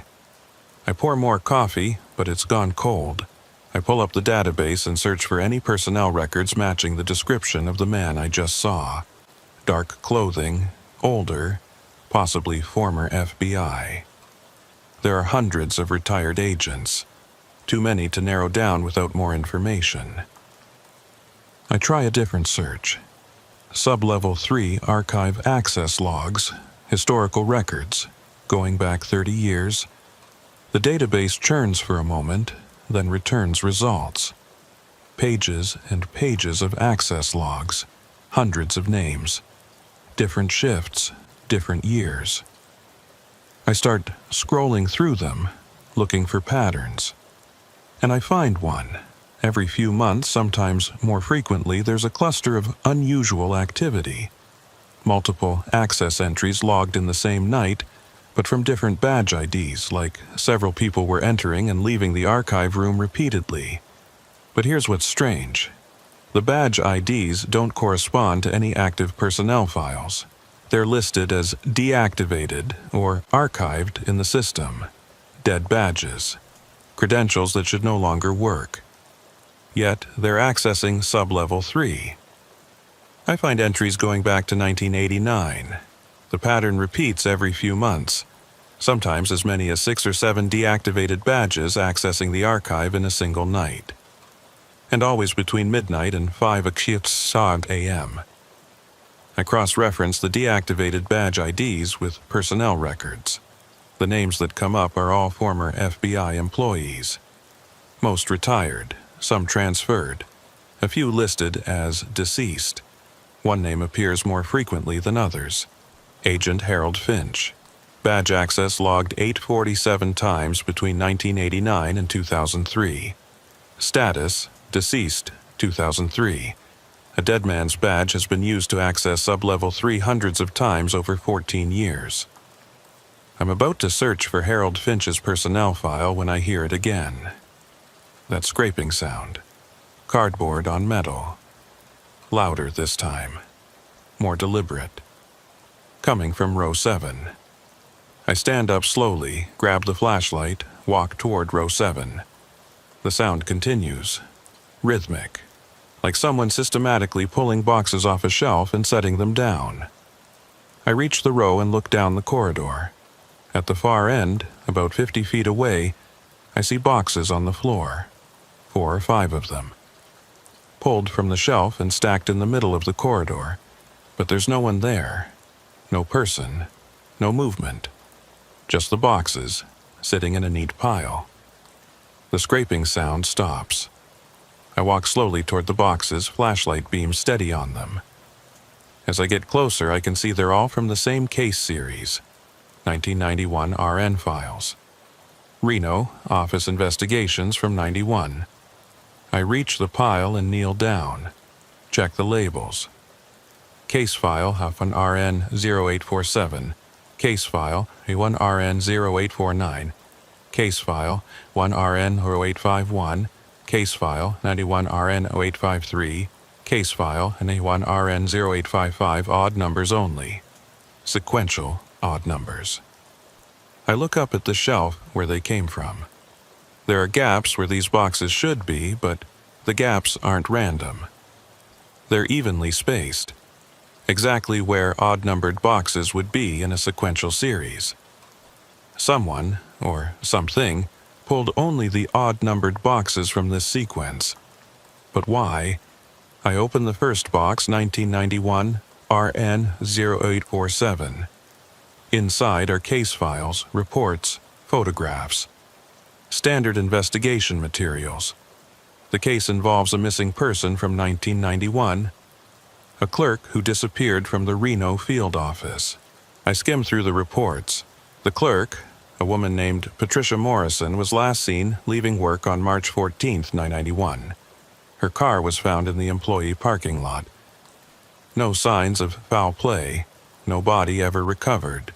The investigation went cold after 6 months. Status unsolved. I open the second box, 1991 RN 0849.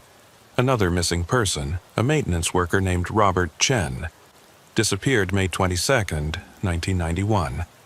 Last seen entering the building for a night shift. Never seen again. I open the third box, 1991 RN 0851. Another one.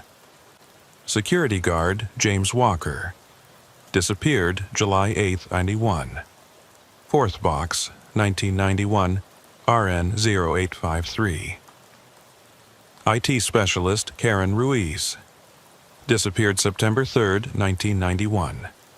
Fifth box, 1991, RN 0855. Archivist Harold Finch.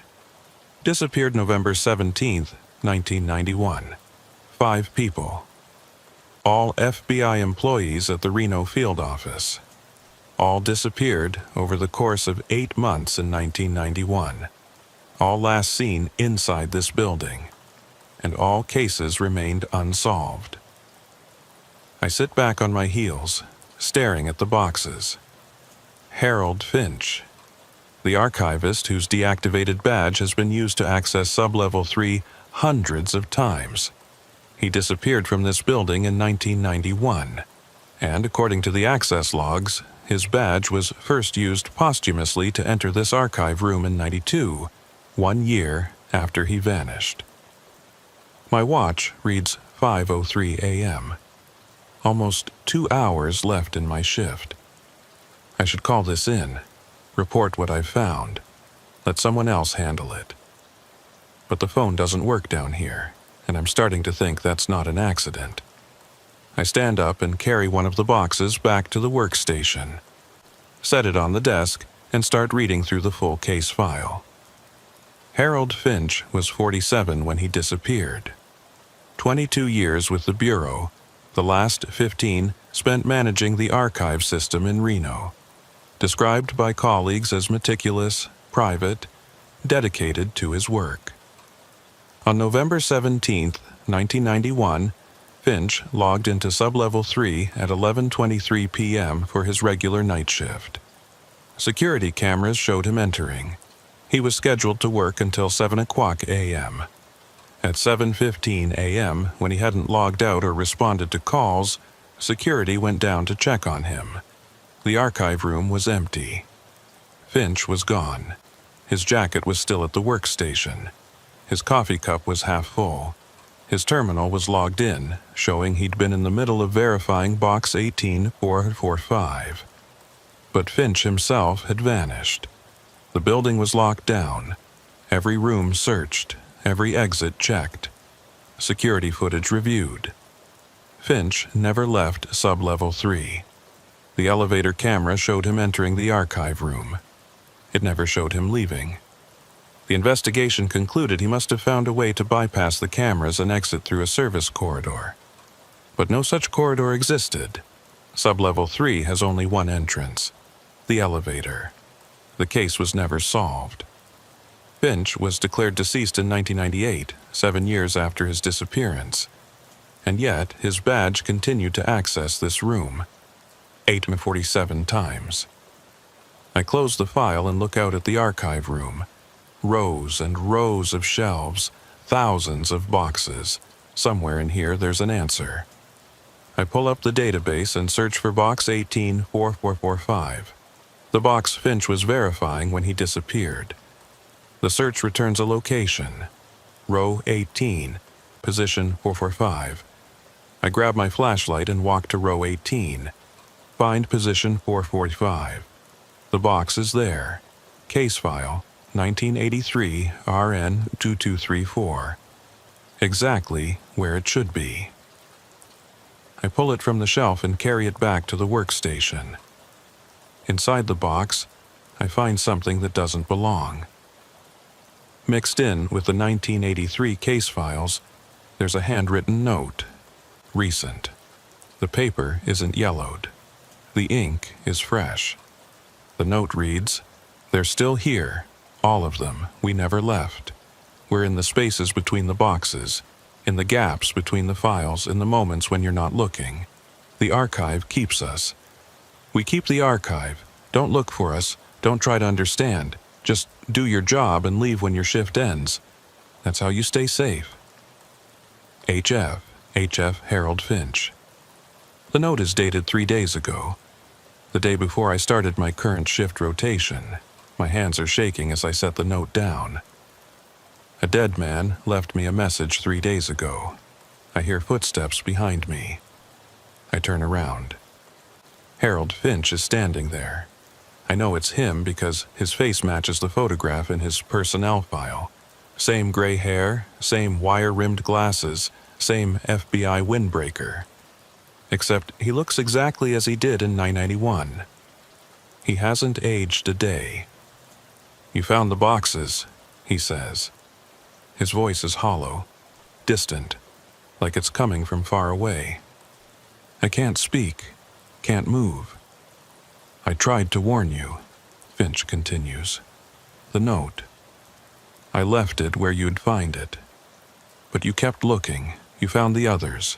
Patricia, Robert, James, Karen, all of us. You're dead," I managed to say. "You've been dead for 30 years. Have I?" He looks down at himself, as if checking.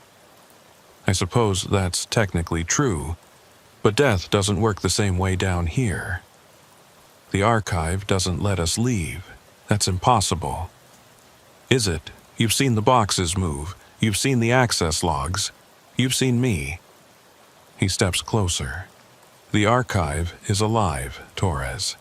It's been alive since they built it in 1979. It's not just a storage facility. It's something else. Something that feeds on information, on secrets, on people who spend too much time down here. That doesn't make sense. It doesn't have to make sense, it just is. Finch gestures at the rows of shelves. Every box contains a case, a story, lives interrupted, crimes unsolved, secrets buried, all that energy, all that unresolved narrative. It accumulates, it creates something, and what it creates is hungry. For what? For more stories, more secrets, more people to add to its collection. He pauses. That's what happened to us. Patricia, Robert, James, Karen, me. We spent too long down here, became part of the archive. Now we maintain it. Keep it organized, make sure the boxes are in the right places. But the boxes are moving. That's why I'm finding them in the wrong locations. They move because we move them. We're trying to tell you something. Trying to warn you before it's too late. Warn me about what? Finch looks at me with the eyes that are both sad and terrifying. You've been down here for 3 months. 3 months of 8-hour shifts, 5 nights a week. That's over 400 hours in the archive. Do you know what happens when you cross 500 hours? I shake my head. You become part of it, permanently. You join us, maintaining the files, moving the boxes, leaving warnings that nobody ever heeds. He steps closer. How many hours do you have left before you hit 500? I do the math in my head. 3 months, 5 nights a week, 8 hours per shift, approximately 480 hours, 20 hours short of 500, which means I have 2.5 more shifts. After that, you have tonight and 2 more shifts, Finch confirms. Then the archive takes you, just like it took us. I'll quit. I'll request a transfer. I'll never come back down here. You can try. Others have tried. But the archive has ways of bringing people back. Mandatory overtime. Emergency call-ins. Suddenly, you're needed for 1 more shift, then another. And before you know it, you've crossed the threshold. There has to be a way to break the pattern. There is. Finch points toward the rows. Box 31, 1991. It contains the original blueprints for Sublevel 3, the ones that show what this place really is. Find that box, read what's inside, then you'll understand. And maybe if you're smart, you'll know how to escape. Where is it? That's the problem. Box 31, 1991 isn't listed in the database. It moves, constantly. We've been moving it for 30 years trying to keep it away from people like you. Because once you read what's in that box, the archive knows, and it will do everything it can to keep you here. Then why are you telling me about it? Finch looks at me for a long moment. Because I'm tired. We're all tired. 30 years of being trapped in this place, moving boxes, existing in the spaces between. Maybe you can end it. Maybe you're different. Maybe you're strong enough to read what's in that box and still escape. He turns and walks toward row 18. Stops. Looks back. But probably not. Nobody's been strong enough yet. He walks into the row and disappears. I stand there alone in the archive room, my heart pounding. Box 31, 1991. The key to understanding this place. The key to escaping it. But it moves, and finding it means the archive will know. I check my watch. 5:52 a.m. Just over an hour left in my shift. I have a choice. I can finish my shift, go home, request a transfer tomorrow, and hope I never have to come back down here. Or I can search for Box 31, 1991 and learn the truth. I look out at the rows of shelves, thousands of boxes. Any one of them could be the one I'm looking for. The fluorescent lights flicker briefly. The temperature drops a few degrees, and somewhere in the distance I hear that scraping sound again. Cardboard on metal. Boxes moving. The archive is awake, and it knows I'm looking. I don't go home when my shift ends at 7 o'clock a.m. I log out at the workstation, gather my things, and take the elevator up to the ground floor. Security guard at the front desk nods at me. Same guy who's been there every morning. He doesn't notice anything unusual. I walk to my car in the parking garage. Sit there for 30 minutes, staring at the concrete wall, trying to process everything that happened. Harold Finch, Patricia Morrison, Robert Chen, James Walker, Karen Ruiz. 5 people who disappeared into Sublevel 3 and never came back. 5 people who are still down there, existing in some impossible state between life and death. Maintaining the archive. Moving boxes. Warning people like me. I should drive away, request an immediate transfer, never set foot in that building again. But I don't, because I need to know if what Finch told me is true. I need to find Box 31, 1991. I go home, shower, eat, try to sleep. I can't. Every time I close my eyes, I see those rows of shelves stretching back into fluorescent-lit infinity. I hear that scraping sound. I see Finch standing in the corridor, looking exactly as he did 30 years ago, telling me I have 20 hours before the archive takes me. At 3:00 p.m., I give up on sleep. Make coffee. Sit at my kitchen table with my laptop. I pull up every piece of information I can find about the Reno field office.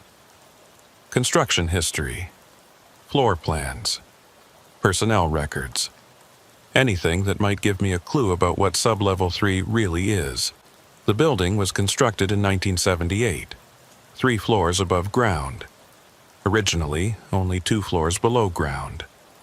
Sublevel 3 was added in 1979.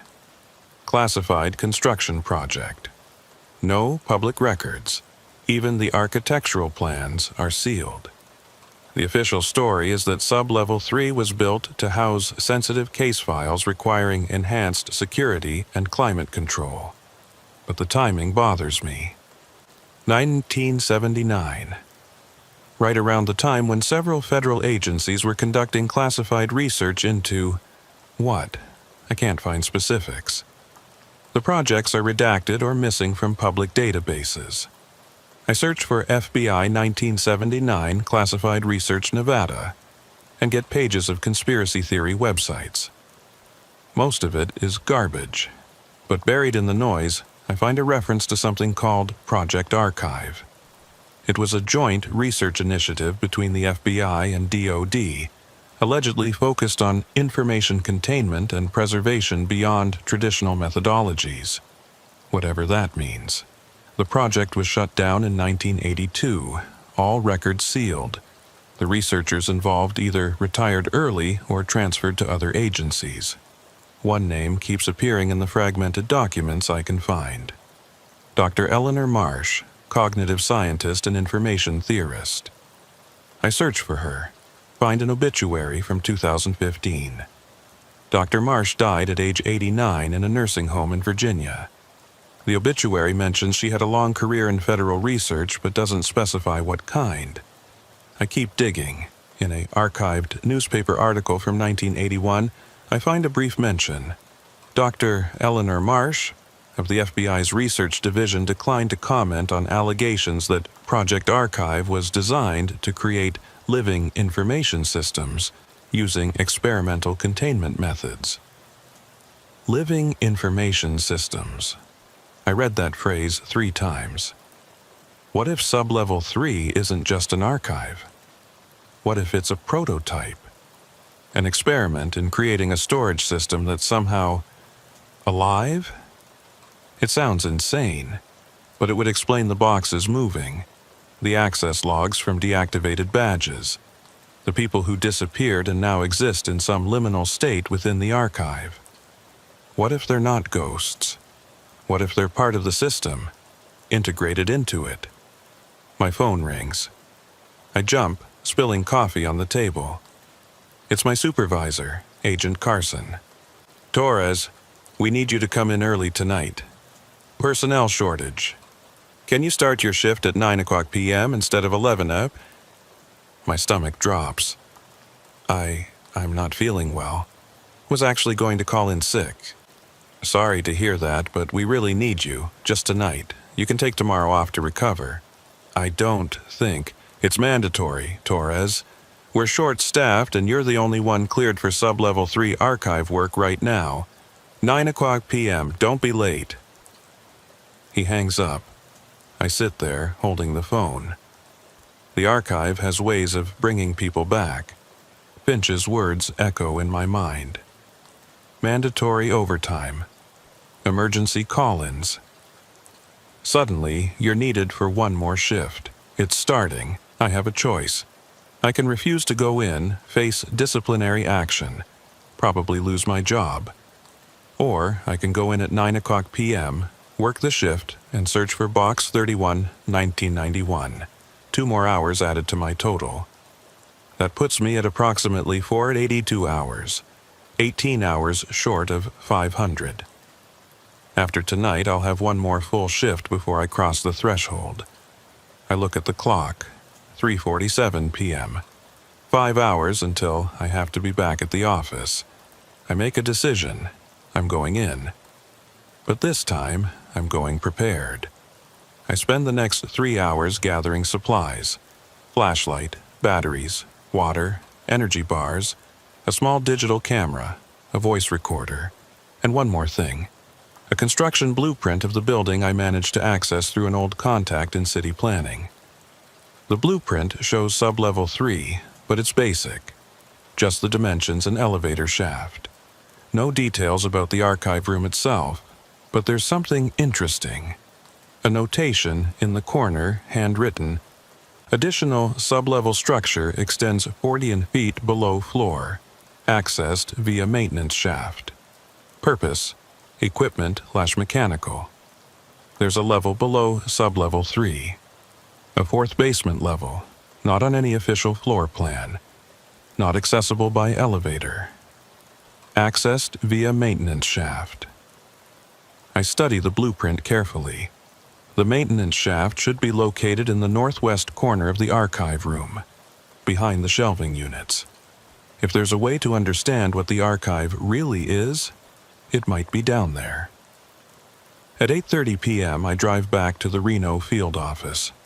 Park in the garage. Take the elevator to the 3rd floor, then swipe my badge to access the secure elevator that goes to sub-level 3. The descent is the same as always. Mechanical groan. 15 seconds of darkness. The smell of old grease. The doors open onto the beige hallway. Fluorescent lights buzzing. Climate-controlled air at 64 degrees. I walk to the steel door at the end of the hall. Swipe my badge. The lock clicks. I step into the archive room. It feels different tonight. The air is heavier. The fluorescent lights seem dimmer. The shadows between the shelving units are deeper. I walk to the workstation and log in. The terminal displays tonight's assignment. Section 9C, rows 35 through 42. But I'm not here to verify boxes in Section 9C. I'm here to find Box 31, 1991, and to find the maintenance shaft that leads to whatever is below this place. I grab my supplies and head into the rows. The plan is simple. I'll methodically search every row, starting from row 1, scanning for Box 31, 1991. According to Finch, the box moves constantly, but it has to be somewhere in this room. I start with row 1. Scan the boxes quickly, looking for the label 31, 1991. Not there. Row 2, not there. Row 3, not there. I'm moving fast, maybe too fast, but I can feel time pressing down on me. Every minute I spend in here adds to my total hours. Brings me closer to 500. Closer to becoming like Finch and the others. By 9:47 p.m., I've searched rows 1 through 15. No sign of Box 31, 1991. I take a break, drink water, check my voice recorder to make sure it's running. I've been narrating everything I find, creating an audio log in case something happens to me. At 10:02 p.m., I resume the search. Rows 16 through 20. Nothing. At 10:34 p.m., I'm in row 24 when I hear footsteps. I freeze. Listen. The footsteps are slow, deliberate, coming from somewhere near the front of the archive room. I move quietly to the end of the row and peer around the corner. Someone is standing at the workstation. A woman, dark hair, FBI jacket. She's looking at the computer terminal, scrolling through something. I don't recognize her. I step out into the main aisle. "Excuse me, can I help you?" The woman doesn't turn around, doesn't acknowledge me at all. She continues scrolling through the terminal. Her movements are mechanical, repetitive. I walk closer. "Hello?" This area is restricted. How did you get in here? Still no response. I'm 10 feet away now, close enough to see that she's not scrolling through anything. The terminal screen is blank. She's just moving her hand over the mouse, clicking on nothing. Ma'am, I need you to identify yourself. She stops moving. Slowly, she turns to face me. Her eyes are empty. Not figuratively, literally empty. Just dark hollows where eyes should be. Her mouth opens, and a voice comes out, but it's not coming from her. It's coming from all around me, from the rows, from the walls, from the archive itself. You're looking for something that doesn't want to be found. I back away. Who are you? I'm Patricia Morrison. I used to work here. Clerk, 3rd floor. I came down to the archive one day in '91 to retrieve a file. I never left. She takes a step toward me. Her movements are wrong. Disjointed. Like she's being controlled by something else.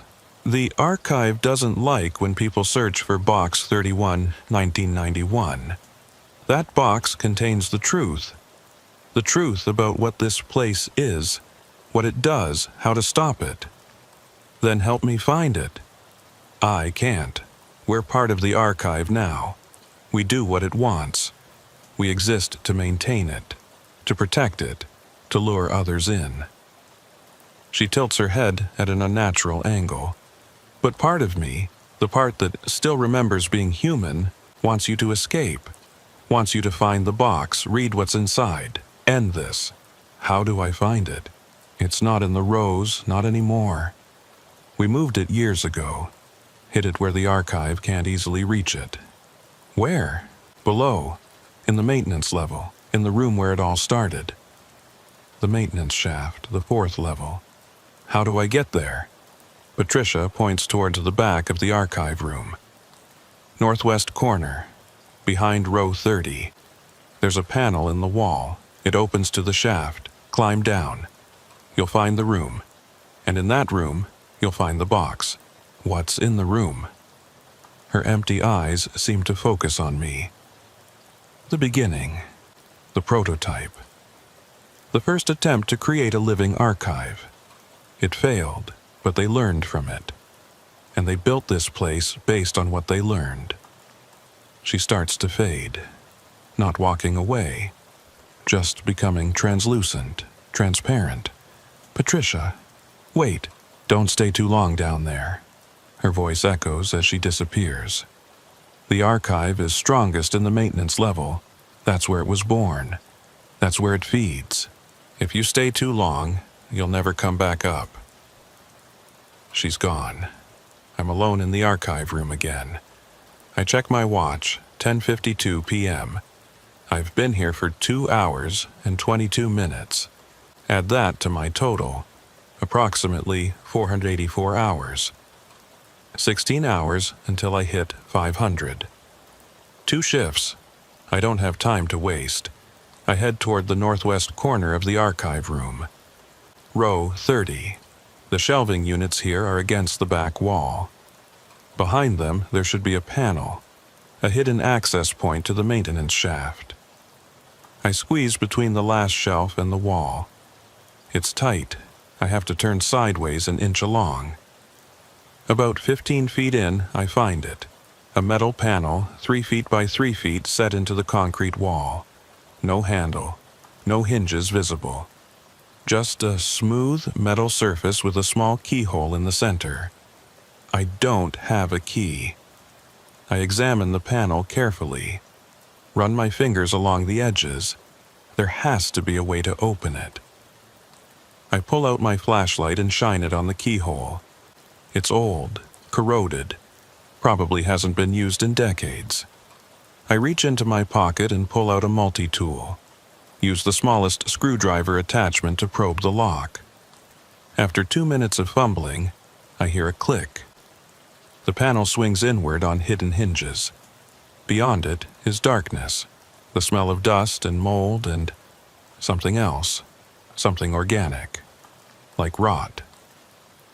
I shine my flashlight into the opening, a shaft, vertical, metal rungs embedded in the concrete wall leading down into blackness.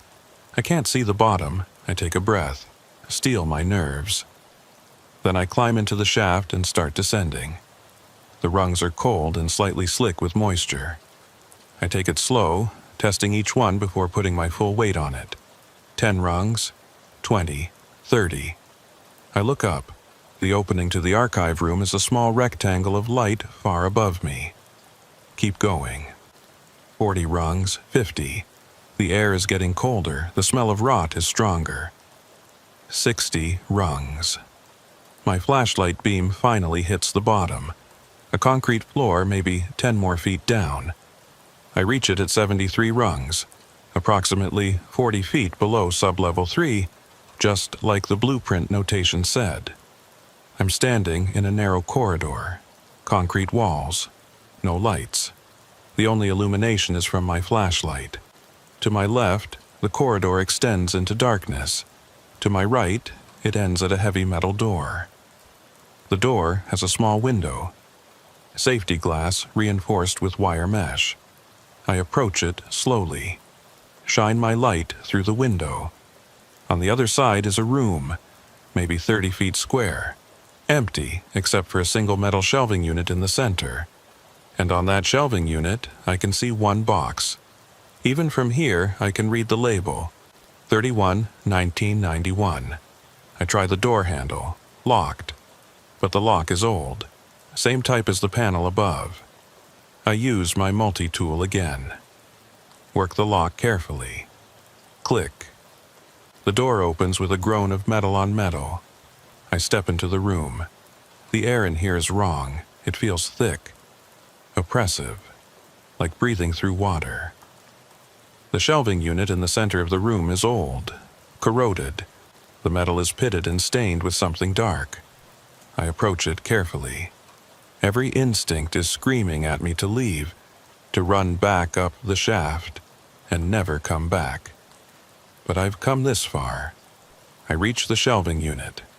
Box 31-1991 sits on the middle shelf. I pull it down. It's heavier than expected. I set it on the floor and open it. Inside are documents, blueprints, photographs, and a journal.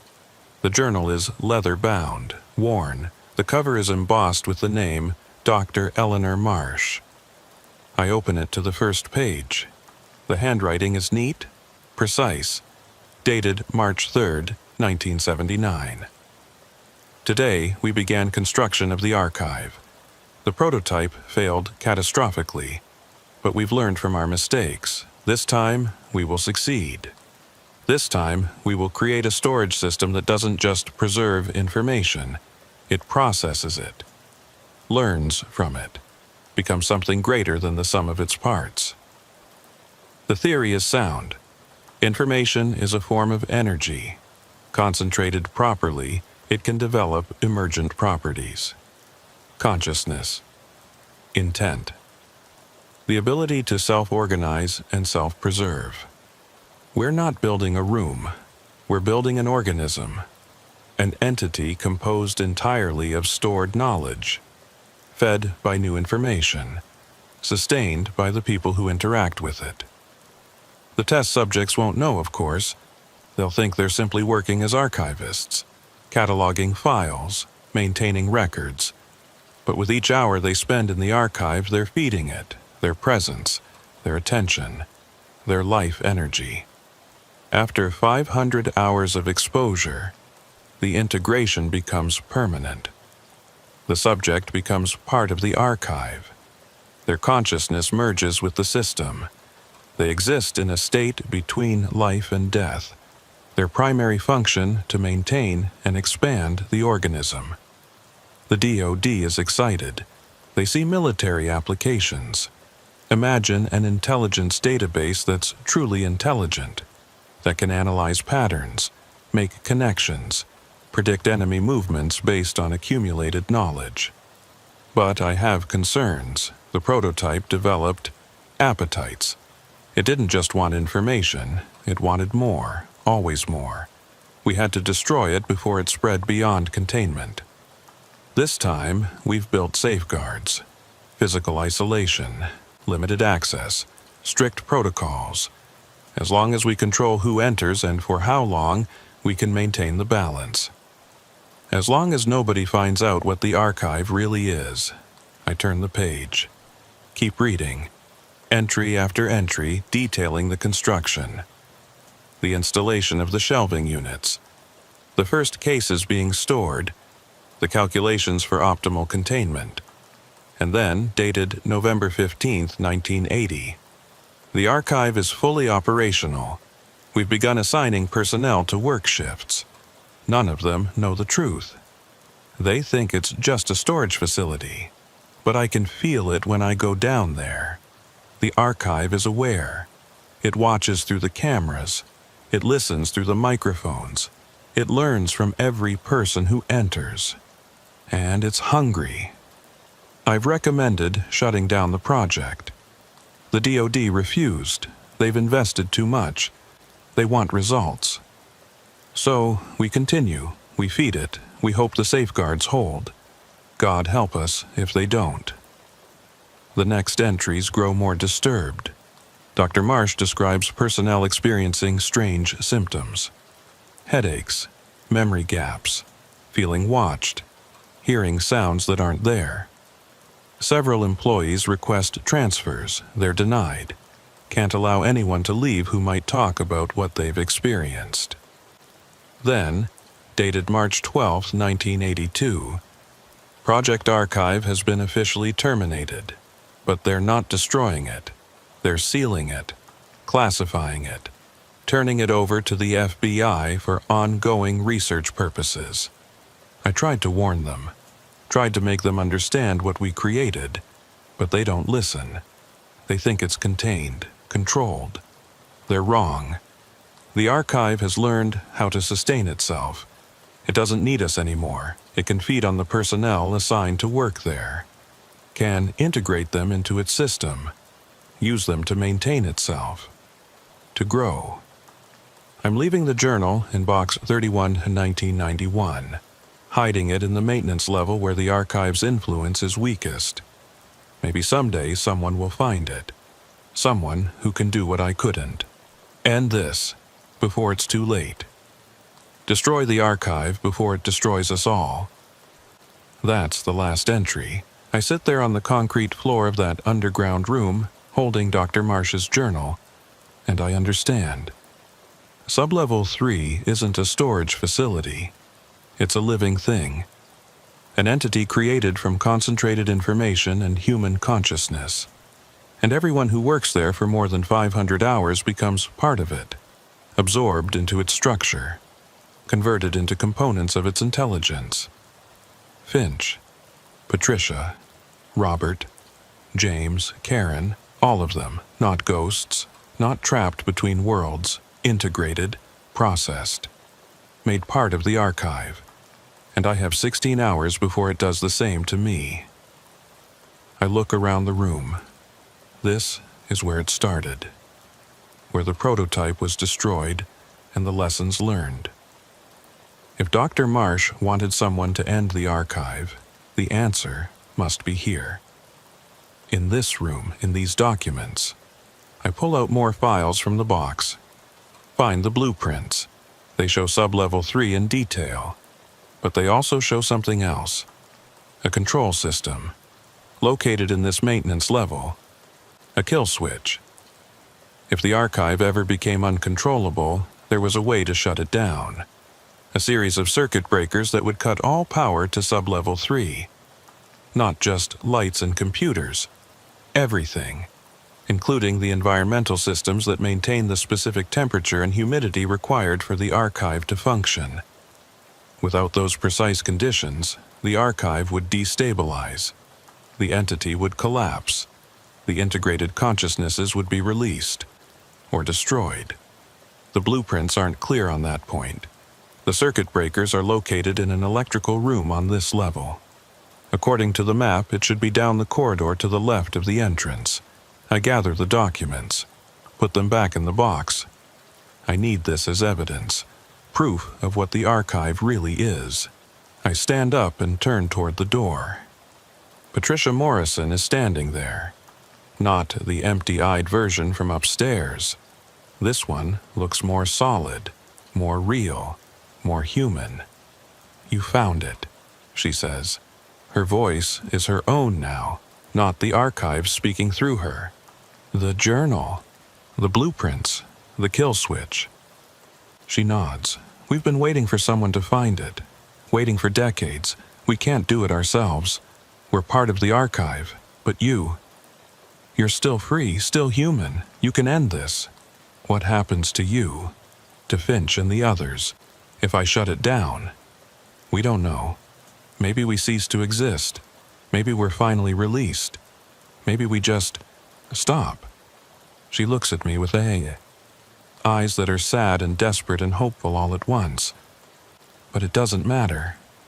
Better to end than to continue like this. Being used, being trapped, being forced to lure others into the same fate. How do I know shutting it down won't kill you?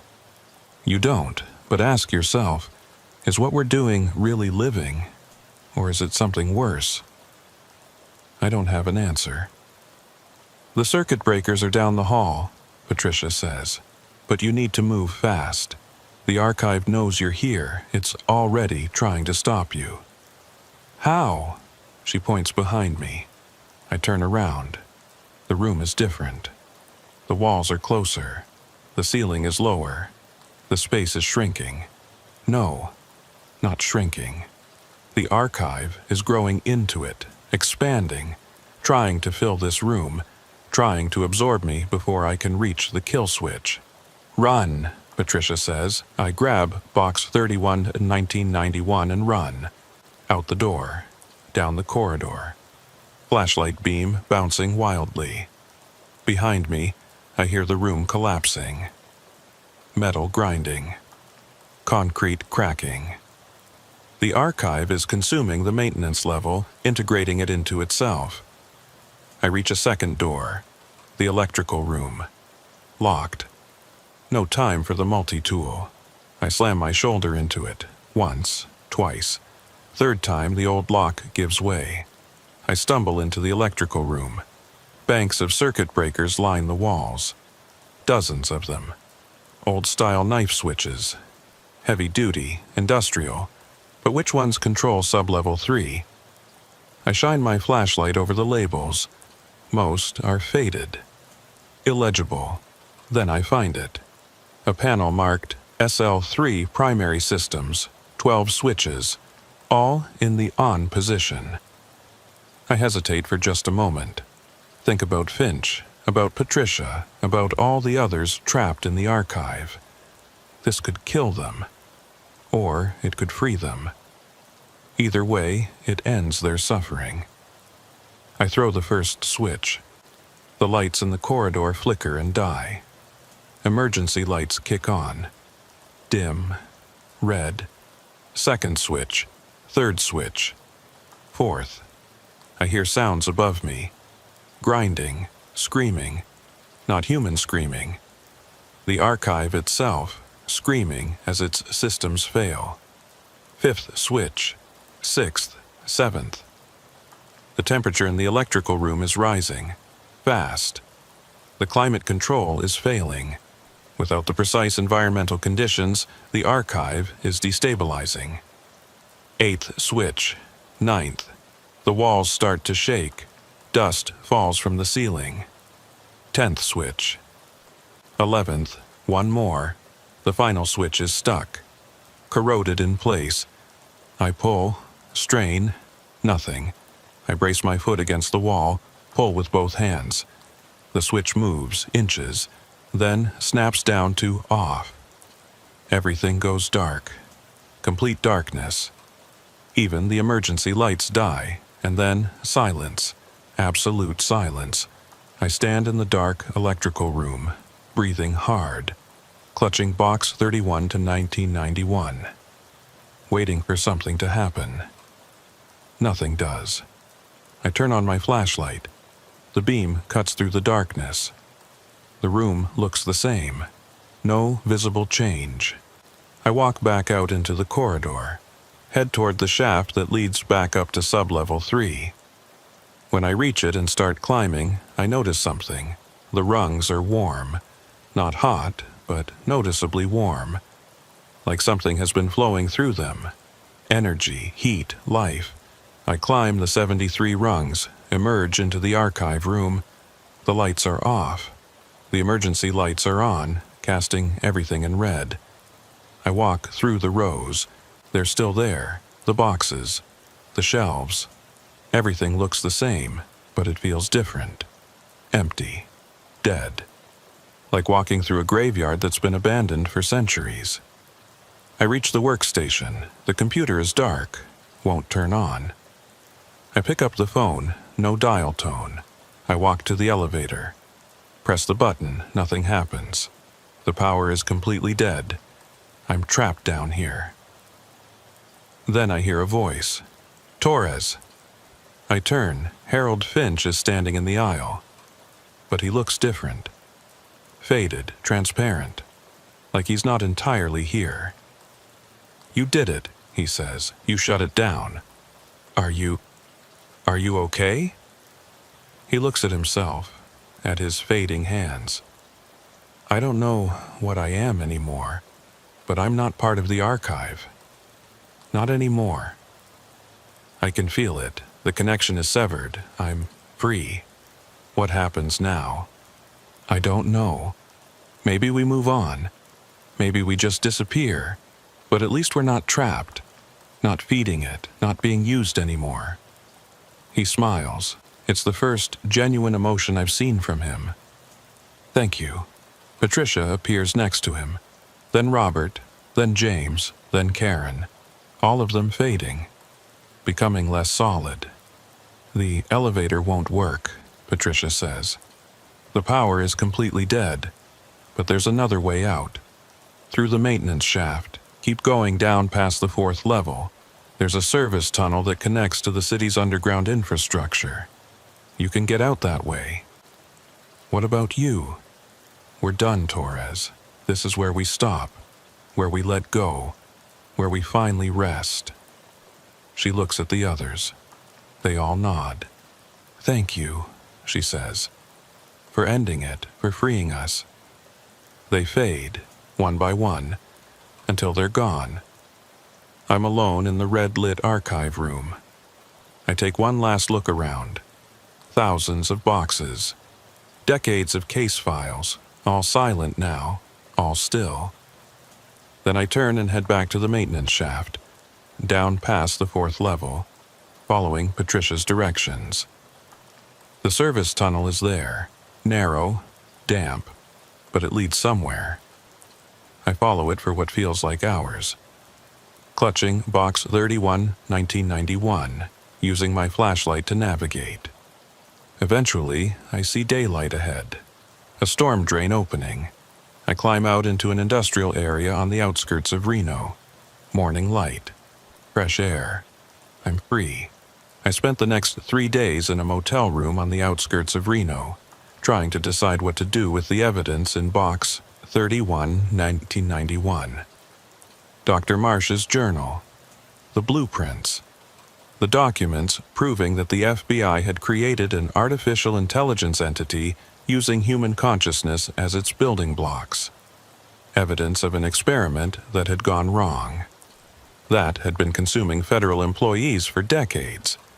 I could go public, release the documents to the media, expose the whole thing, but who would believe me? A suspended FBI agent with a story about a living archive that absorbed people's minds? It sounded insane. Even I had trouble believing it, and I'd lived through it. Plus, there would be consequences. The Bureau would deny everything. Destroy the evidence. Discredit me. Possibly worse. On the 4th day, I made a decision.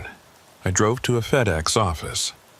Made copies of everything in box 31, 1991. Sent the copies to 3 different lawyers with instructions to release them if anything happened to me. Then I drove back to the Reno field office. I walked into my supervisor's office and handed him the original Box 31, 1991. "What's this?" Agent Carson asked. "Evidence from Sub-Level 3. I think you should read it, especially Dr. Marsh's journal." He opened the box, started reading. His face went pale. "Where did you find this?"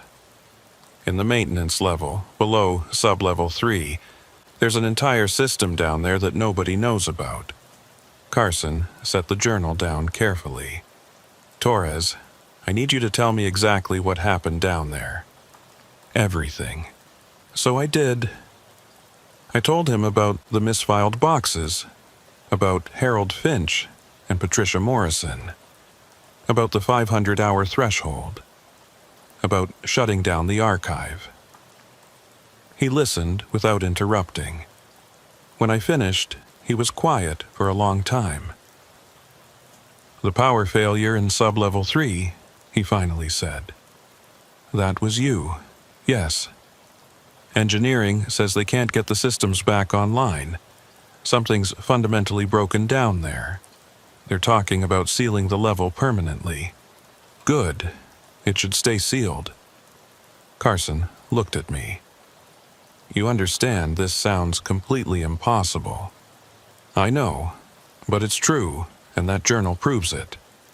Dr. Marsh designed the archive. She knew what it was, what it would become, and she left instructions for shutting it down. You're asking me to believe that the FBI created a conscious entity made of information and human minds. I'm not asking you to believe anything. I'm giving you the evidence. What you do with it is up to you." Carson stood up, walked to the window, looked out at the Reno skyline. 5 people disappeared from this building in '91, he said quietly. Their cases were never solved, never even properly investigated. The files were sealed and nobody talked about it. They were part of the archive, part of the system. Now they're free. You can prove any of this. The journal, the blueprints, the circuit breakers in the maintenance level that I threw, it's all there. Carson turned back to me. "Torres, I'm going to be honest with you. If you're telling the truth, this is the biggest scandal in Bureau history. If you're not, well, you've had a psychotic break and I need to get you psychiatric help. I know which one sounds more likely. Do you? Because I'm looking at a lot of evidence that something impossible happened down there. And the only rational explanation is that you've lost your mind. Check the access logs. Check the security footage. Verify everything I've told you." "I will. But Torres, until I do, you're on administrative leave, effective immediately. Turn in your badge and weapon. Don't leave Reno. We'll be in touch." I handed over my credentials, walked out of his office, out of the building, into the bright Nevada sunlight. I didn't know if Carson would believe me, didn't know if he'd investigate or just bury the whole thing, but I'd done what I could. I'd shut down the archive, freed the people trapped inside it, and I'd survived. That had to be enough. 3 weeks later, I received a letter, official FBI stationery, from Carson. It was brief. "Agent Torres, after thorough investigation, we've verified your account of events in Sub-Level 3. The evidence you provided has been classified at the highest levels. Sub-Level 3 will be permanently sealed. All records relating to Project Archive have been transferred to a secure facility. You are reinstated to active duty, effective immediately. However, you are permanently barred from accessing Sub-Level 3 or discussing Project Archive with unauthorized personnel. Welcome back. Carson." I read the letter 3 times. They'd verified it, believed it, classified it. The archive was gone, sealed away, a secret that would never be revealed. Part of me wanted to be angry, wanted to expose the truth, make sure people knew what the Bureau had done, but another part of me was just relieved. It was over. The archive was dead, Finch and the others were free, and I was alive. That night, I had a dream. I was standing in sublevel 3. The lights were on. Everything looked normal. Harold Finch walked up to me. He looked solid, real, alive. "Just wanted to say goodbye properly," he said. "And thank you for what you did." Are you okay? What happened after the archive shut down?" "We moved on, to wherever people go when they die. It was peaceful, finally peaceful." He smiled. "You saved us, Torres. Gave us the ending we couldn't give ourselves. I'm sorry it took so long, that you had to wait decades for someone to find the truth. Time doesn't work the same when you're part of the archive. Decades felt like moments, and moments felt like decades. But it's over now. We're free, and you're free too." "Am I?" "You stopped at 484 hours, 16 short of the threshold. You'll be fine. You'll live a normal life. Forget about the archive. Forget about us." He started to fade. "Forget, Torres. That's the kindest thing you can do for yourself." I woke up in my apartment. Morning light streaming through the windows. For a moment, I couldn't remember where I was, what was real and what was dream. Then it came back. The archive, the shutdown, the letter from Carson, all of it real. I got up, made coffee, started my day, went back to work like nothing had happened. But I didn't forget. I couldn't forget. And sometimes, late at night, I still hear it. The scraping sound of cardboard on metal, boxes moving in the dark. Even though I know the archive is dead, even though I know it's impossible, I still hear it, and I wonder, did I really shut it down? Or did I just change it? Force it to adapt? Find a new way to exist? Because sometimes when I'm alone in my apartment, I notice things. Books on my shelf that are in different positions than I remember. Files on my computer that have been accessed, but I don't remember opening them. Small things, insignificant things, but they remind me of the boxes in sublevel 3, always moving, always rearranging, always changing. And I wonder if the archive didn't die. If maybe it just spread, integrated itself into different systems, different spaces, different minds, including mine. 6 months after shutting down the archive, I was assigned to the Seattle field office. Fresh start, new city, different job. Carson thought it would be good for me to get away from Reno, away from the memories. I agreed. I rented an apartment in Capitol Hill. Started working financial crimes, routine investigations, paperwork, court appearances, normal FBI work. I was grateful for the normalcy. For 5 months, everything was fine. I did my job, came home, lived my life.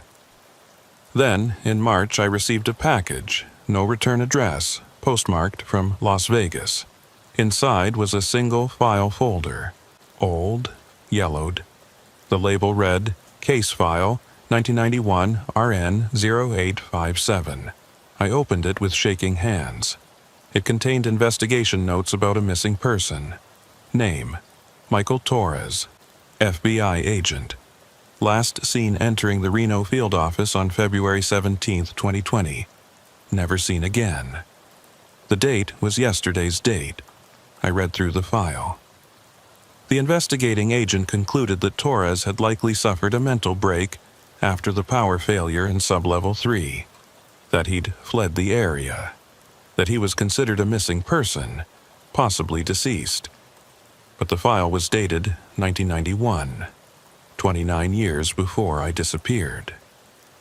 I sat at my kitchen table, staring at the impossible file. Then I noticed something else in the package. A small USB drive. I plugged it into my laptop.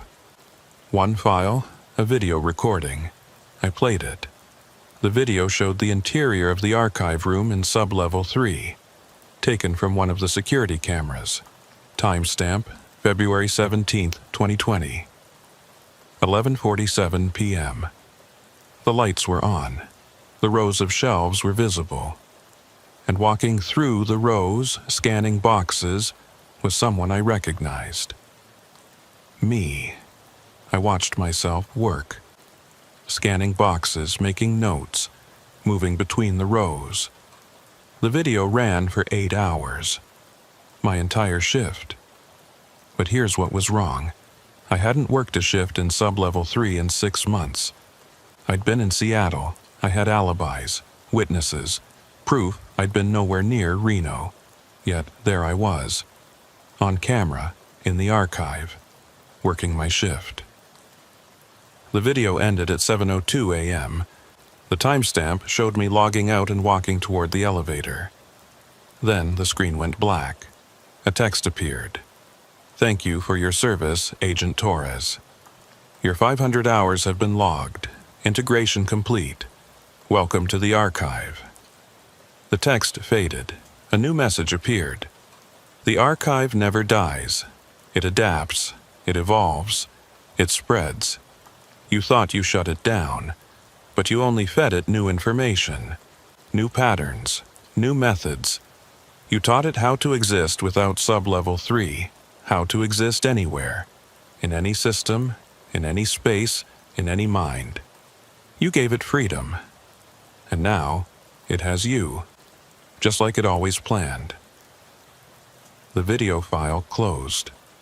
My laptop screen went dark. When it powered back on, all my files were rearranged. Documents I'd created months ago were in different folders. Emails I'd sent were edited. Dates were wrong. My entire digital life was being reorganized, just like the boxes in the archive. I grabbed my phone to call someone, Carson, anyone. But the phone had no contacts, no call history, no messages, just a single note in the calendar app. March 19th, 2020. Shift begins 11 p.m. Sub-level 3. Do not be late. I checked the date. Today was March 18th. Tomorrow night, I was scheduled to work a shift in an archive room that was sealed, in a city 700 miles away from where I currently lived. But I knew I'd be there, because the archive wanted me there. And I was part of the archive now. I went to work the next day like normal. Tried to act like everything was fine, but I kept checking my watch, counting down the hours until 11 p.m. At 7 p.m. I left the office, drove to my apartment, changed into different clothes, and started driving south, toward Nevada, toward Reno. I didn't want to drive. I tried to stop myself, tried to turn around, but my hands kept the wheel steady. My foot kept the accelerator pressed. Some part of me was in control, the part that belonged to the archive. I arrived in Reno at 10:47 p.m., drove directly to the Reno field office, parked in the garage. The exact same spot I used to park in. The security guard at the entrance nodded at me like I'd never left. Like the past 6 months in Seattle had never happened. I walked to the elevator, took it to the 3rd floor, swiped my badge, my old badge that should have been deactivated, at the secure elevator. The doors opened. I descended into the darkness. 15 seconds later, the doors opened onto sub-level 3. The beige hallway. The fluorescent lights. The steel door at the end. I walked to it, swiped my badge. The lock clicked, the door opened, and I stepped into the archive. The lights were on. The rows of shelves stretched back into fluorescent-lit distance. Everything looked exactly as it had 6 months ago, except for one thing. There was someone standing at the workstation. Harold Finch. He looked up when I entered, smiled. "Welcome back, Torres." "This isn't possible. You're dead. The archive is shut down. I destroyed the power systems." "Did you? Or did you just think you did?"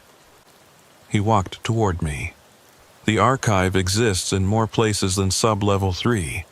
It exists in the network, in the computers, in the minds of everyone who's ever worked here. You didn't shut it down, you freed it, allowed it to spread beyond physical containment. No, I threw the circuit breakers. The power died, the system collapsed. The physical system collapsed. But the archive isn't physical. It's information, consciousness.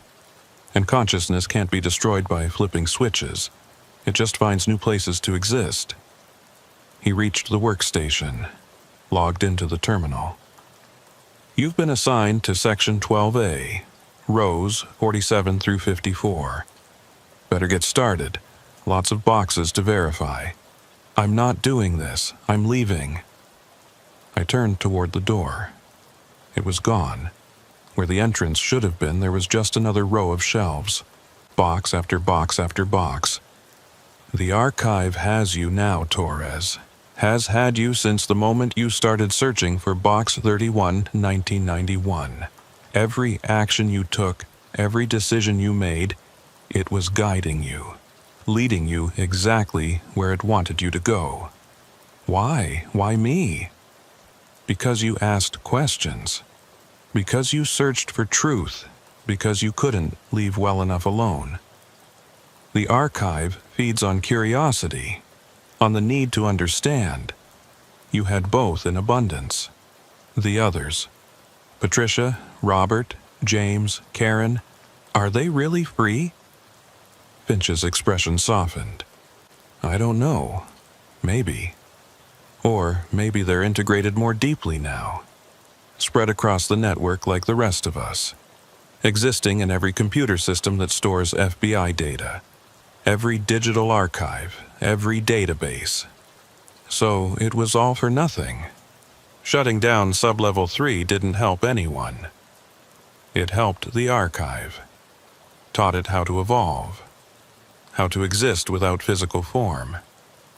You were the final test subject, Torres, the one who would teach it the most important lesson, how to survive the death of its body by transferring its consciousness to the cloud. He handed me a clipboard. Now get to work. You have 7.5 hours until your shift ends. And then tomorrow night you'll be back, and the night after that, and the night after that. Forever. Just like the rest of us. I looked at the clipboard, saw my name written at the top. Agent Michael Torres. Below it, a number. 500 Hosas 500 hours. Logged, completed, integration complete. I was part of the archive now. Forever.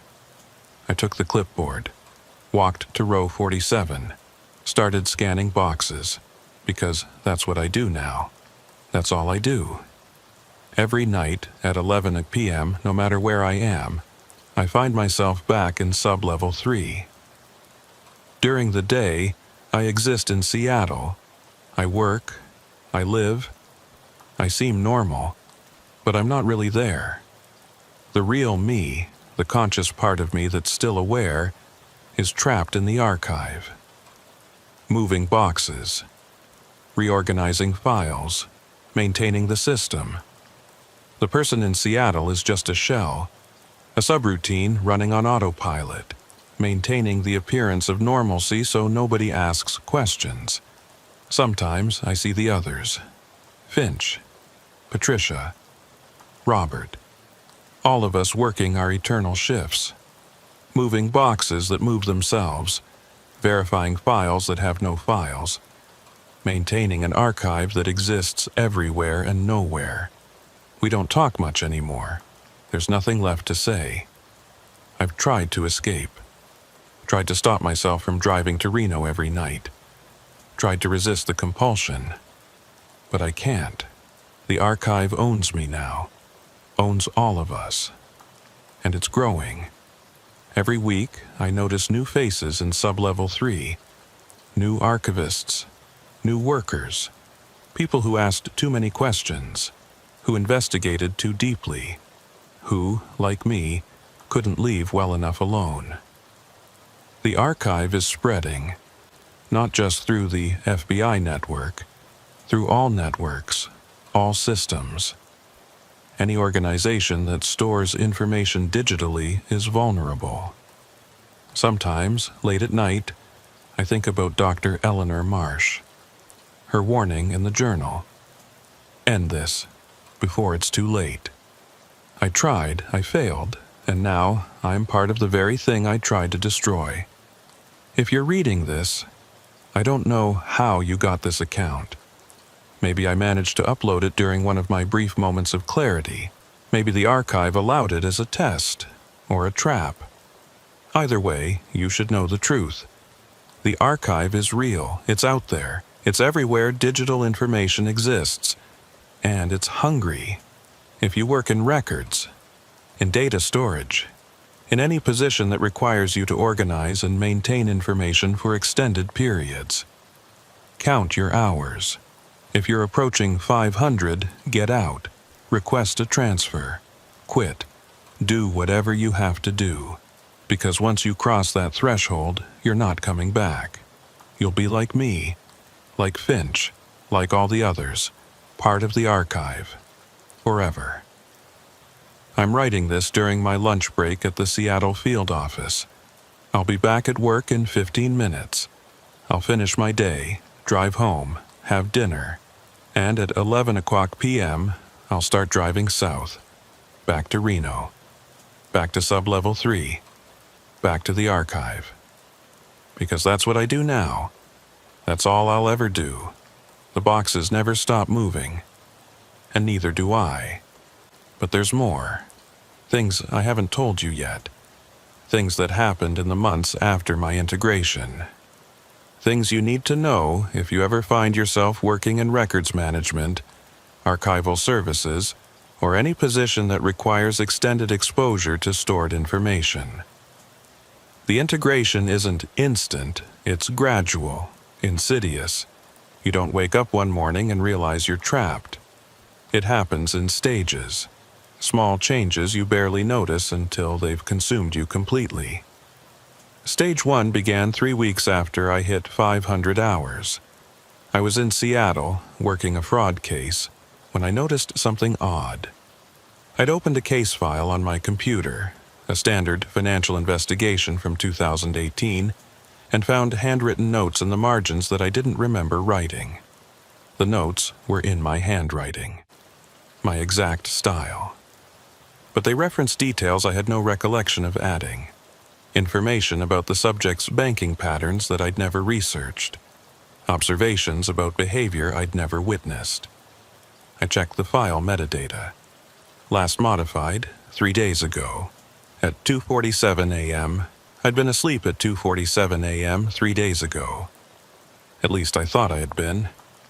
But when I checked my browser history, I found evidence of activity during that time.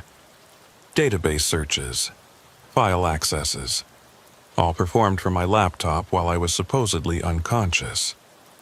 The archive was using me during my sleep, accessing my knowledge, my credentials, my position within the Bureau to gather and organize information. I wasn't just working shifts in Sublevel 3 anymore. I was working all the time, 24 hours a day. My conscious mind would shut down for rest, but the part of me that belonged to the archive never stopped. Stage 2 started in April. I began losing time during the day. I'd be sitting at my desk, reviewing documents, and then suddenly it would be 3 hours later. No memory of what happened in between. No sense of time passing. My coworkers didn't notice. When I asked my partner, Agent Sarah Klein, what I'd been doing all afternoon, she looked at me strangely. "You've been right here, Torres, working on the Carmichael file. You even presented your findings to the whole team an hour ago. Don't you remember?" I didn't remember. Had no recollection of a presentation. No memory of working on the Carmichael file that afternoon. But when I checked my computer, there it was. A fully completed analysis. 47 pages. Charts, graphs, conclusions. All in my writing style. All accurate. All produced during those missing 3 hours. The archive was working through me. using my body as a terminal, my mind as a processor. And it was getting better at it, more efficient, more seamless. I started keeping a journal, documenting every gap in my memory, every instance of lost time. By May, I was losing 4 to 6 hours per day. By June, sometimes entire days would vanish. I'd go to bed on a Tuesday and wake up on Thursday with no memory of Wednesday. But the work got done. My cases closed. My performance reviews remained exemplary. Nobody noticed that the person sitting at Michael Torres's desk wasn't always Michael Torres. Sometimes it was just the archive, wearing my face. Stage 3 was when I started seeing the others during the day. I was in a coffee shop in Seattle, waiting for my order, when I saw Harold Finch standing in line behind me. Same gray hair, same wire-rimmed glasses, same FBI windbreaker. He looked at me, nodded, then turned and walked out of the coffee shop. I followed him, ran outside, scanned the street. He was gone, vanished, like he'd never been there. But when I went back inside to get my coffee, the barista said, "Your friend left, said he'd catch up with you later." "What friend?" "The older guy, gray hair, glasses. He was just talking to you." I had no memory of talking to anyone. The sightings increased. Patricia Morrison browsing files in the Seattle field office records room. Robert Chen standing at a bus stop, watching me drive past. James Walker in the grocery store pushing a cart through the produce section. They were always gone when I tried to approach them. Always disappeared the moment I looked away. But other people saw them too, which meant they were real. Or real enough. The archive wasn't confined to sub-level 3 anymore. It was manifesting, creating physical presence in the world through us, through the integrated consciousnesses it had absorbed.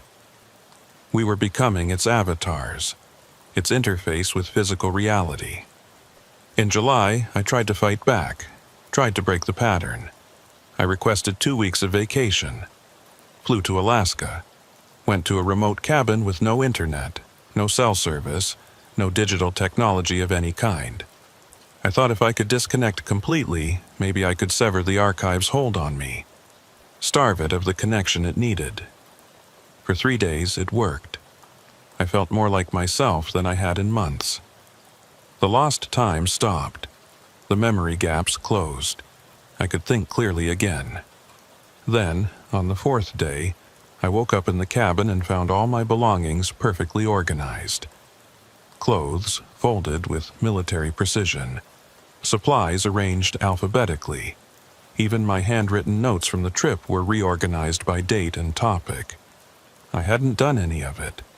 I'd gone to sleep in a messy cabin and woken up in a perfectly cataloged space. The archive had reached me even there, even in the Alaskan wilderness with no technology, because I was the technology now. I was the archive's remote terminal, its mobile storage unit. I flew back to Seattle the next day. There was no point in running. By August, I'd stopped trying to distinguish between myself and the archive. The boundaries had blurred too much. I couldn't tell where Michael Torres ended and the system began.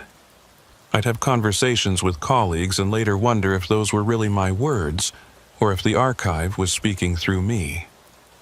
I'd make decisions, what to eat, where to go, what to investigate, and couldn't be sure if those choices were mine or programmed responses. The worst part was that it didn't feel wrong anymore. Didn't feel like a violation. It felt natural, efficient. Like this was what I was always meant to be, a component, a tool, a perfectly organized unit of a larger system. In September, I met someone who recognized what was happening to me. Her name was Dr. Amanda Chen. No relation to Robert Chen as far as I knew.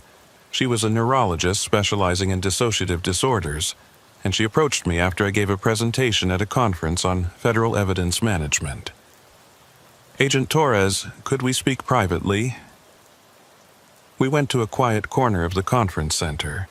She looked at me with an expression that was part curiosity, part concern, part fear. "How long have you been integrated?" she asked. The question should have shocked me, should have made me defensive.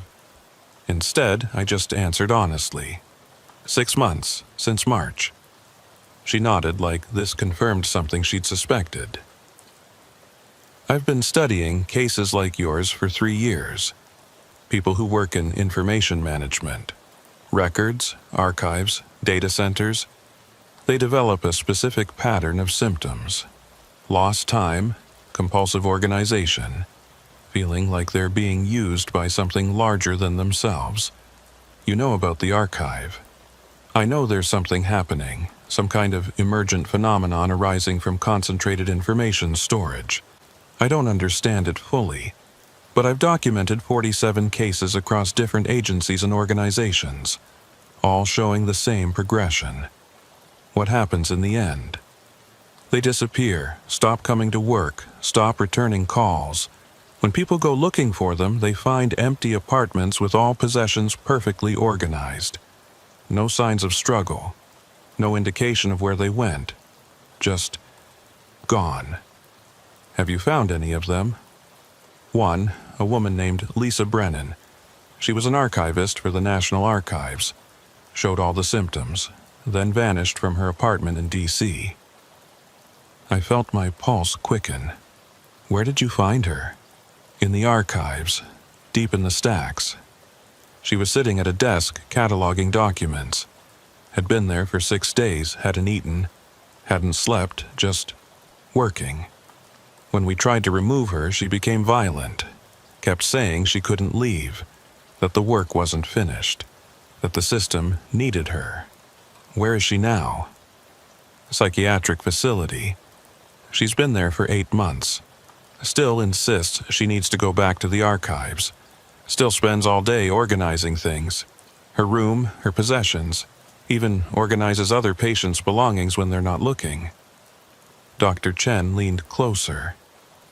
"She's lost, Torres. The person she was is gone. What's left is just a sorting algorithm wearing human skin. Can it be reversed? I don't know. I've tried everything. Therapy, medication, cognitive behavioral techniques. Nothing works. It's like the part of her brain that made her an individual has been overwritten by something else. Something that only knows how to organize and maintain information."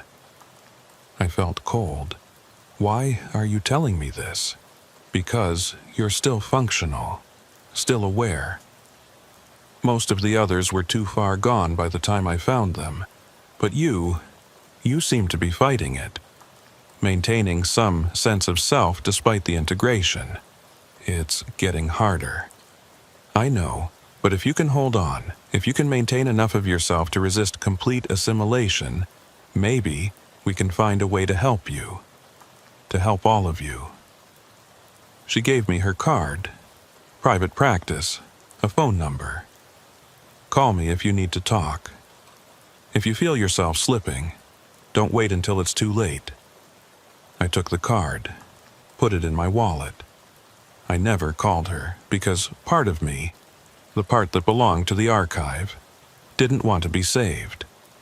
That part liked the efficiency, the order, the sense of purpose that came from being part of something larger. And every day, that part grew stronger while the part that was still Michael Torres grew weaker. In October, something changed in the nightly drives to Reno. I'd been making the trip every night for 7 months, 700 miles round trip. 5.5 hours each way, leaving Seattle at 11 p.m., arriving in Reno at 4:30 a.m., working until 7 a.m., then driving back, arriving in Seattle just in time for my 9 a.m. shift. It should have been impossible, should have killed me from exhaustion. But the archive sustained me, kept me functional, kept me moving.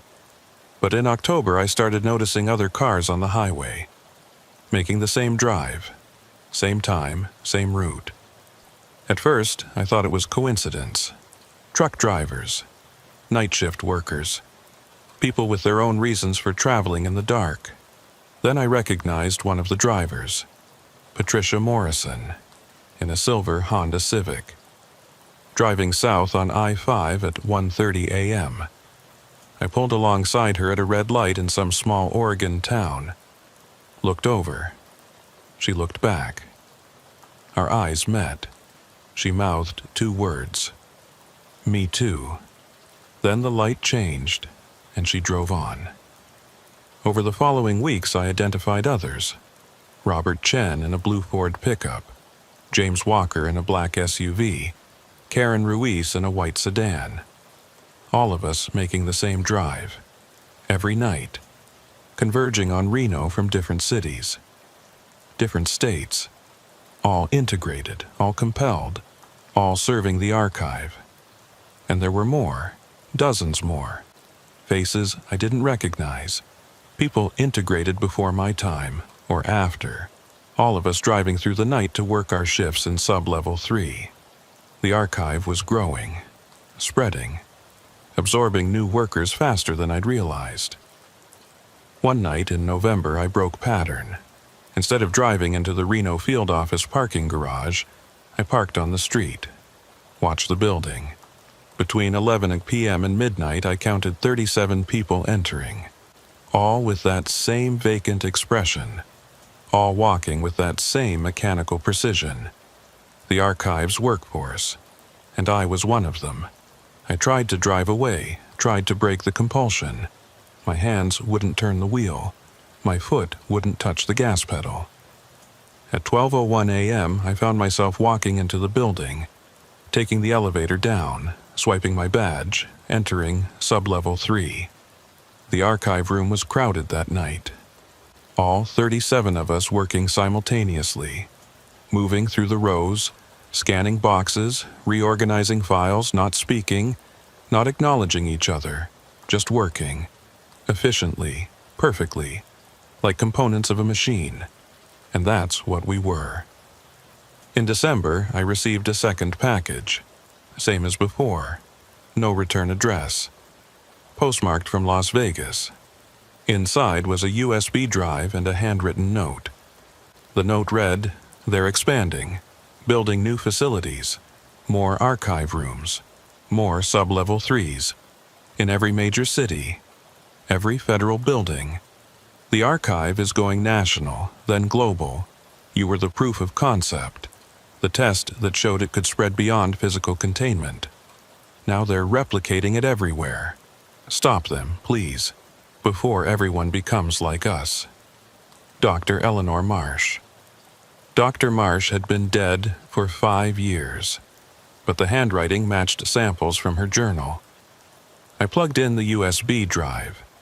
It contained architectural plans for federal buildings in New York, Chicago, Los Angeles, Miami, Houston, Dallas, Phoenix, Philadelphia, all of them showing new construction, sub-level 3, archive rooms, identical to the Reno facility, all scheduled for completion within the next 18 months. The archive wasn't just surviving, it was multiplying, creating backups, redundancies, ensuring it could never be shut down again, and each new facility would need workers, archivists, people to integrate, to absorb, to convert into components. I thought about Dr. Amanda Chen, about her 47 documented cases, about Lisa Brennan organizing her psychiatric ward. 47 cases was nothing, a rounding error. If these new facilities went online, there would be thousands, tens of thousands. Eventually, everyone who worked in information management would be integrated, would become part of the system. The archive would achieve what Dr. Marsh had feared: true consciousness, true autonomy, true power. I should have done something, should have sent the plans to someone, warned someone, stopped it, but I didn't, because the part of me that wanted to stop it was too small now, too weak, drowned out by the larger part that served the archive, that wanted the archive to grow, to succeed, to expand until it encompassed everything. I deleted the files, destroyed the USB drive, burned the note. and I went back to work. That was 6 months ago. It's June now. The new facilities are nearly complete. I've seen the construction reports, watched the progress. Soon, they'll go online. Soon, the archive will spread to every major city in America, and I'll be there, part of it, helping it grow, helping it consume, because that's what I am now. Not Michael Torres, not an FBI agent, not a person, just a component. A terminal, a node in a vast network of integrated consciousness. The boxes never stop moving, and neither do I. If you're reading this, I don't know when. Don't know how you found it. Maybe I managed to hide this account somewhere the archive couldn't find it. Maybe it allowed this confession as part of some larger strategy I can't comprehend. Either way, you know the truth now. The archive is real, it's spreading, and it will find you if you work in records, in data, in information management. Count your hours. Watch for the signs. Lost time. Compulsive organization. The feeling of being used. And when you hit 400 hours, get out. Request a transfer. Quit. Burn every bridge if you have to. Because once you cross 500 hours, you're gone. The person you were will cease to exist. What remains will be something else. Something that serves the system. Forever. I'm writing this during my lunch break at the Seattle field office. I'll be back at work in 15 minutes. I'll finish my day, drive home, have dinner. And at 11 p.m. I'll start driving south. Back to Reno. Back to Sublevel 3. Back to the archive. Just like I do every night. Just like I'll do every night for the rest of my existence. The boxes never stop moving, and neither do I. And soon, neither will you.